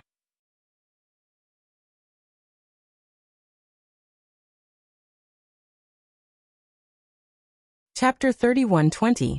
Xiangxing Fei was so infuriated that he couldn't wait to kill Yiqing Luo and the rest. He didn't wait for the secluded palace's disciples to retreat to a safe zone as he directly controlled the puppets and charged over. And at this moment, just as Xiangxing Fei thought that Yiqing Luo and the rest were still hiding in the array barrier, but he saw Yiqing Luo pulling away Emotian's hand on her waist as she took a step forward. The young lady's lips curled upwards, revealing an evil smile which made Xiangxing Fei feel uneasy. What was she trying to do? Why did she look so confident? What was she plotting? Could this array barrier be a smokescreen? Countless guesses flashed through Xiangxing Fa's mind. His heart inexplicably started to beat wildly with unease. Very quickly, Xiangxing Fei got his answer. The young lady's gaze was like a torch as it penetrated through the array barrier, and the puppet's obstruction, as it fixed on him. She raised her brows as she gave a faint smile. The glint in her eyes seemed to be mocking his ignorance. Following that, he heard the young lady's sweet voice. "Brothers, I'm very satisfied with your improvement." The young lady smiled faintly. These words were obviously meant for the devil class students behind her. However, her eyes were still fixed on him. Xiangxing Fei felt as though he was entangled by an icy cold poisonous snake. The kind that he couldn't avoid even if he wanted to. "The reward that I promised you, take it well." The moment the young lady finished her words, she suddenly raised her hand. The ring with the red phoenix totem flashed brightly. Over 10 weapons were suspended in the air. Yiqing Luo's palm moved, and the weapons quickly moved towards the brothers behind her. Those weapons were knives, swords, whips and spears. These were the weapons that the brothers were used to. They raised their hands and caught the weapons in front of them. Lu Xiaoyu's eyes shone as she waved the long sword in her hand. "This weapon, don't tell me you personally refined it?" And Ruopen also held the long sword tightly. "Madame Qing Luo personally refined this weapon? I will definitely keep it well." The other students in Devil class also had their eyes sparkling brightly. That look of a crazy fangirl. It made Yiqing Luo's forehead drip with cold sweat. "I didn't refine this." She coughed softly. "It was refined by Tang Beiyuan, the hall master of the Imperial Palace's refining hall. I was just an assistant." Everyone's eyes sparkled as they cupped their fists in Tang Beiyuan's direction. "Thank you, Hall Master Tang." No need, no need. These are all ideas provided by your Qing Luo. As long as it's of help to you, that's good enough." Tang Beiyuan had never been thanked in such a serious manner. She felt a little unnatural and smiled awkwardly. Madame Qing Luo's idea? What kind of help? The few of them scratched their heads in confusion. A good weapon is helpful to all of us. Looking at everyone's puzzled expression, Yiqing Luo smiled lightly and raised her brows. "The help that Bei Yuan mentioned, all of you will know very soon." She looked at Xiangxing Fa and said with a smile, "Xiangxing Fa, you'll find out soon enough." After saying that, she raised her hand and pointed at the undead puppets that had crashed into the barrier. "What do you think about these undead puppets?" The Devil class students looked at each other for a while.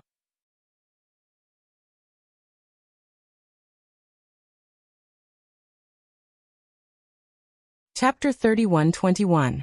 They don't have blood. Mo Ying's flat voice rang. "Finally met someone who is even more inhuman than me." Although, it was still a flat voice without any fluctuations. But those who understood Mo Ying could hear the excitement in her words. Devil class crowd. What was there to be excited about? That group of monsters that didn't look like humans was their enemy. Could it be? Mo Yuing had treated that group of monsters as her companions? Facing everyone's puzzled gazes, Mo Yuing looked at them blankly as she spoke in a flat tone. I'm human, they aren't. Phew, that's great. Lu Xiaoyu heaved a sigh of relief. I was really afraid that you would classify yourself as one of them. Mo Yuing stared blankly at Lu Xiaoyu. Her empty and lifeless eyes stared at Lu Xiaoyu, causing her hairs to stand on end. She hid behind a devil class student and shrunk back. Stop fooling around. Yan Xiaoyi kept the black sickle blade as she waved the long spear in her hand, trying to feel it. Qing Luo, can these weapons pay those monsters? Yi Qing Luo raised her brows as she smiled but didn't say a word. Ni Ruopan leaned forward. Those monsters are really impenetrable. The Overlord's barrier only made them lose their arms and legs. If we directly slash at them, they won't die, right? Yi Qing Luo mysteriously curled her lips as she shot a glance towards the group of dead puppets outside the barrier as she patted Ni Ruopan's shoulder. Won't you know after you try? Ni Ruopan was pushed to the side of the barrier by Yi Qing Luo. Just as the four eyes met with the missing arms and legs, the red blooming flesh and the ghastly white bones of the dead puppets, Ni Ruopan's face turned pale. Me? I go and try? Madam Qing Luo, you have too much confidence in me. Just such a bloody scene and you're so scared? Then in future, how are you going to follow me to the battlefield? Yi Qing Luo didn't continue to force her as her lips curled up slightly, giving a calm and indifferent smile. Ni Ruopan's petite body stiffened. Yi Qing Luo continued to smile. Didn't you say you will believe me? Ni Ruopan's 5 fingers tightly gripped the weapon in her hand. His pale face slowly regained its color. She pursed her slightly pale lips tightly. Right, I trust Madam Qing Luo. His words fell. Ni Ruopan took a deep breath and walked out of the barrier. There was no hesitation in her footsteps. Outside the barrier, Sacred Elephant couldn't help but frown. Yi Qing Luo's one sentence actually had such a huge impact. It was as if it had given the seemingly weak and cowardly little girl great courage. It was as if the little girl had forgotten about the bloody, disgusting, and terrifying corpse puppets. How could a young girl like her influence the people around her so easily? What kind of magic was this? There was no time to think. Ni Ruopan resolutely walked out of the barrier. The expression on Ni Ruopan's face was firm, and she was not afraid at all. A cold gleam flashed across Xiang Xingfa's eyes as he ordered. Go! Tear her to pieces! You believe in Yi Qing Luo? Trusting Yi Qing Luo unconditionally, he wanted to destroy the faith of these people, to let them see with their own eyes how Yi Qing Luo personally pushed her companions who trusted her to death. The corpse puppets received the order. They immediately gave up on charging against the barrier and quickly turned their bodies, rushing towards Ni Ruopan's direction. The corpse puppets which had lost their arms and legs, although there wasn't a drop of blood on them.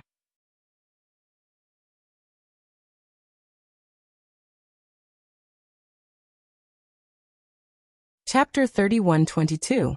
Ni Ruopan frowned tightly as the expression on her face turned strange. This stench of blood was not an ordinary kind of pungent smell, especially when faced with so many dismembered corpses pouncing towards her. Ni Ruopan felt her stomach churning. Ruopan! Ruopan! Lu Xiaoyu and the rest saw Ni Ruopan's pale face, and were shocked as they cried out Ni Ruopan's name. They stood in the array barrier, and when they saw this scene, they felt their scalps go numb as they felt extremely disgusted. Not to mention Ni Ruopan, who was in close proximity with that group of monsters. Lu Xiaoyu worriedly shifted her gaze to Yi Qing Luo as she hugged her arm, and was about to speak. But she saw Yi Qing Luo's lips curled up slightly. That arc was extremely devilish. Inexplicably, it calmed down Lu Xiaoyu's worries and panic. Yi Qing Luo raised her brows as her voice was calm and steady. Raise the sword in your hand and slash forward, displaying the first form of the 15 styles of flowing cloud storm. Yi Qing Luo's voice was like a clear spring, flowing into Ni Ruopan's heart. It made Ni Ruopan's flustered and frightened heart immediately calm down. Her body instinctively started to move according to Yi Qing Luo's words. The long sword danced, and the sword waves followed the profound waves, one round after another, creating ripples. The sword body turned. The sword light floated. Those corpses which had already pounced in front of an Iruapan were forced to retreat several steps by this sword light. And making use of this gap, an Iruapan's figure moved. The long sword in her hand was like the floating clouds and flowing water, drawing out the sword waves. Following that, it turned into a gust of wind, speedily attacking the enemies in front. Swish, swish, swish. The sword shadows flickered. Dong, dong, dong. Following that, it was the sound of a heavy object falling onto the ground. Everyone was shocked by the scene in front of them. Those 7 to 8 corpses which surrounded an Iruapan were all slashed by the sword light, and their limbs were separated as they fell onto the ground. Of course, this wasn't the most shocking thing. What was shocking was this time. Those corpses which fell onto the ground didn't get up again. They were like pieces of soulless puppets which lost control and didn't move at all. Xiang Xingfa's face turned pale. He took a few steps forward and glared at the 7 or 8 corpse puppets on the ground. He clenched his fists and shouted, "All of you get up!" During the conversation, Xiang Xingfa's clenched fist emitted a gust of yin qi. The yin qi quickly darted in the direction of the undead puppet. However, the yin qi lingered above the undead corpse puppet, drifting in a circle. It disappeared into thin air. The undead puppets were still lying on the ground, lifeless. Xiang Xingfa's clenched fists trembled and drooped down. On his face, there was a rare look of panic. How is this possible? Wasn't the secret weapon of Gloomy Palace invulnerability? How could he be killed by that little girl's sword? Am I dreaming? Our secret weapon is obviously invincible and all-conquering. How could he be defeated? I don't believe it, I don't believe it. The disciples of Abyss Palace stared at this scene with their mouths agape. Following that, each of them hugged their heads and brainwashed themselves. Facing the shock of the people of Abyss Palace, as well as the fangirls of the students of Devil Class who were shocked and in awe.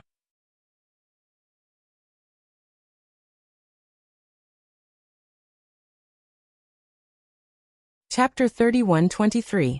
The students of the Devil Class opened their bright and sparkling eyes, as their mouths gave out joyful shouts. One by one, they rushed out of the spirit formation with their weapons in hand. When the last person left the spirit formation, Yiqing Luo asked Dmo Xian to remove the enchantment. She held onto Dmo Xian's palm as her brows curved into crescents. "We've agreed on this. You're not allowed to lay a hand on these corpse puppets." Dmo Xian shook his head helplessly. His eyes were filled with love and helplessness, almost drowning in his warmth.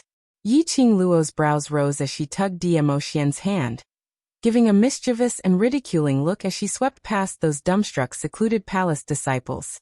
She said, "As for the other humans, birds and magical beasts, I'll leave them to you." Her voice wasn't low. Those from the Dark Nether Palace could hear it clearly. The expressions of the disciples of the Dark Nether Palace quickly changed from shock to shock and fear. They abruptly raised their heads and stared fearfully at Dmo Xian's direction. Yiqing Luo smiled sweetly at them, but her words were directed at Dmo Xian. "Ah Xian, if today you kill more enemies than me, I will give you a reward." Dmo Xian's long and narrow peach blossom eyes narrowed. "This trick just coaxed those brothers of yours." Yiqing Luo blinked her quick-witted eyes as she put on an innocent expression, tilting her head as she laughed softly. "Don't tell me, Ah Xian doesn't want my reward?" Dmo Xian's eyes dimmed as his large palm suddenly clasped Yiqing Luo's little hand. His slender fingers gently scratched the center of her palm. That itchy touch made Yiqing Luo's petite body shudder suddenly. Instinctively, he wanted to retract his hand. But when she looked at the man's eyes, they were as bright as obsidian, but as deep as the sea, dark and gloomy as if they were hiding some kind of shocking deep meaning. Yiqing Luo's heart thumped as it pounded fiercely. Her charming eyes also unconsciously wanted to shift her gaze away. Dmo Xian released her hand. Without waiting for her to speak again, the man had already turned into a blur, disappearing in front of her. In the air, the man's elegant sandalwood scent seemed to be lingering around her. Ah! Suddenly, a shrill and miserable cry resounded from nearby. Yi Qingluo looked towards the direction of the voice. An afterimage moved between the disciples of the Palace of Darkness at the speed of light. Everywhere it went, it would flick away wave after wave of dark secluded palace disciples, and those demon beasts controlled by the Swanni, causing them to fall to the ground. That afterimage flew past. Yi Qingluo could vaguely discern it.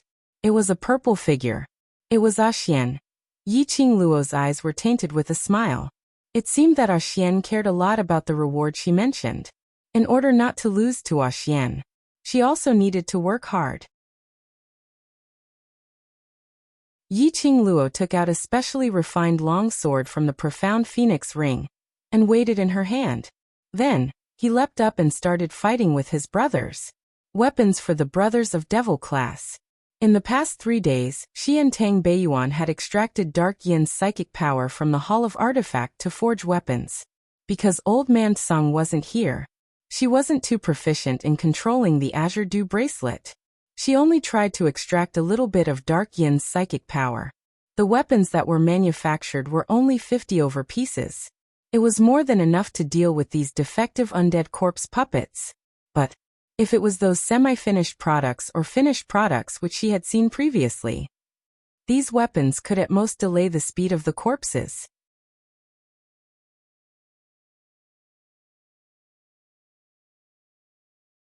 Chapter 31-24.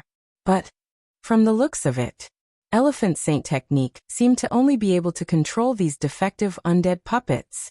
Hence, in a short span of 1 hour, on this battlefield, the only ones who could stand were the members of Devil class and the 2 gigantic magical beasts. In addition to that Elephant Saint technique, on the battlefield, there were corpses everywhere, as fresh blood stained the ground red. No matter how one looked at it, it was a ghastly sight. The brothers of Devil class, after going through this bloody battle, all revealed a tired expression on their faces. After all, they were only 10 over people, whereas the other party, including the flying beasts and land beasts, had at least 1,000 of them. No matter how they were beaten, in terms of stamina, they couldn't keep up. The excitement from before had completely turned into exhaustion. They were covered in blood from head to toe. They had their own. There were also secluded palace disciples, magical beasts. They stood weakly behind Yi Qingluo, panting heavily, as they passed a medicine bottle to each other. This was the enhanced version of the elemental energy pills which Baiming Lulu specially prepared for them. It could replenish their stamina quickly. You've worked hard. Yi Qingluo inserted the long sword in her hand into the ground, as she raised a bright smile and looked at them. You guys are great. The brothers of the Devil class all revealed expressions of ecstasy on their faces. To them, there was no encouragement or praise, which could be compared to Yi Qingluo's recognition of their ability. Yi Qingluo smiled again. Then her vision looked towards a pale-faced middle-aged man who was standing next to a pile of corpses not too far away. Her lips curled into a smile. Elephant Saint technique now. Who is the one who will not be able to return? You guys. Elephant Saint technique couldn't believe his own eyes. He couldn't believe that the secret weapon which they were so proud of was slashed by those ordinary grade, miraculous grade weapons, to the point where it could no longer be awakened. One must know, Secluded Palace's secret weapon was really impenetrable by water and fire. Even those cultivator family's people, whatever supreme grade weapons they took out, were unable to stop the undead puppets from crawling up again and continuing to attack. Why were Yi Qingluo and the others able to deal with the undead puppets which had no weaknesses? All of Elephant Saint Technique's self-confidence, at this moment, collapsed. His face was deathly pale, and his eyes were dark and ruthless. Where was the slightest bit of his previous flirtatious, carefree, and evil smile? Here, let me calculate. Yi Qingluo tilted her head as her vision kept sweeping past the corpses strewn all over the ground. Following that, he rubbed his chin and raised his head to look at Dmo Xian beside him. Xian, both of us, seems to have killed the same number of people. Equal? Dmo Xian raised his brows. His deep eyes stared at her with a smile yet not a smile. Yi Qingluo raised her chin up high as she replied in a tsundere manner. If I say it's a tie, it means it's a tie. Dmo Xian gave a low laugh, sounding a little helpless. Not waiting for Yi Qingluo to speak again, the man's long arm moved and pulled the young lady into his arms. He raised his hand and pinched Yi Qingluo's chin. He bent down and bit her on the lips. He curled his lips as if he had obtained a satisfactory deal. He compromised with a smile and said, "All right, then it's even." Yi Qingluo continued to act Sundara as she turned her head away. Dmo Xian chuckled. His large palm caressed her hair, his eyes filled with mirth. That kind of doting attitude. It continued to dazzle everyone's titanium alloy dog eyes. Not far away, Elephant Saint Technique's face was gloomy as he looked at the scene in front of him, taking advantage of the fact that the two of them were being sweet.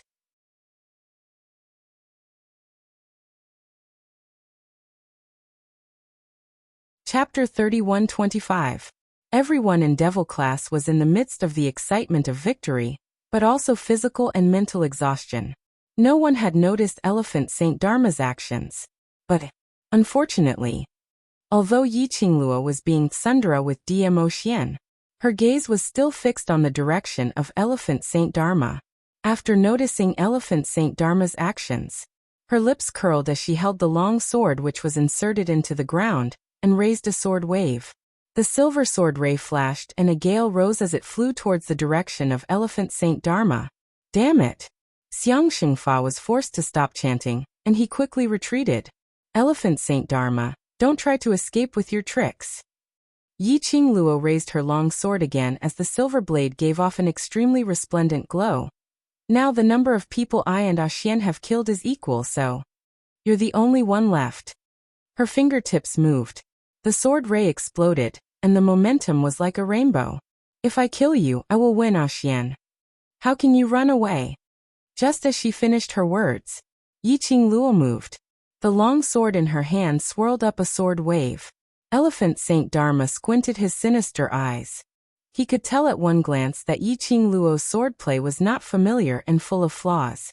Did this silly lass really think she was omnipotent? Just based on this kind of mediocre swordplay, she wanted to capture him?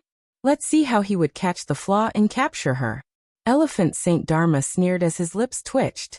Just as Yi Qingluo's long sword carried the majestic sword qi and pierced downwards. He didn't evade as he raised his hand and turned it into a palm wind as he struck towards Yi Qingluo's flaw. Yi Qingluo was obviously panicking. She quickly tried to withdraw her long sword. How would Elephant Saint Dharma give her this chance? He leaped up and chased after her. Just as Elephant Saint Dharma was feeling complacent and thought he could capture Yi Qingluo, that retreating young lady suddenly stopped in her tracks. An extremely shallow but evil smile appeared on her beautiful face. Elephant Saint Dharma's expression changed as he suddenly realized something. Damn it! He was tricked. He quickly concealed his aura and tried to avoid it. But it was too late. The girl suddenly raised the long sword in her hand. The long sword transformed into countless swords that were as thin as wings. Endless Xian waves lingered around the long sword and dispersed. Go! Following Yi Qingluo's command, the countless swords that were as thin as wings rushed towards Elephant Saint Technique. Layers upon layers, light and thin, like the drifting clouds in the sky. The violent sword light caused the surrounding air to tremble violently. Visible ripples also appeared in the air. Holy Elephant had nowhere to run. His eyes widened as his face was filled with terror and unresigned hatred. Yi Qingluo, you despicable villain! He actually pretended that his swordsmanship was not good enough to lower his guard. Then he would lure him into a trap and finish him off in one strike. Too despicable. Elephant Saint Dharma finally understood it. Why was it that whenever Wolf Saint Techniques, Butterfly Saint Techniques and the others mentioned Yi Qingluo, he looked like he was gnashing his teeth in anger? Despicable? Do you have the right to say this word? Yi Qingluo sneered as a steady stream of profound energy was injected into the long sword. The sword qi became more and more turbulent. Almost at the next moment, it was about to envelop Elephant Saint Dharma and swallow him up completely. Just at this critical moment. You're tuning in to the Li Mei's Sword of Destiny YouTube channel. We're so grateful for your support and don't forget to subscribe to join us on this incredible journey. through captivating stories. Your generosity through donations truly makes a world of difference, as it's the primary source of revenue that allows me to expand and enhance this channel for you. Thank you from the bottom of my heart for being a part of this adventure.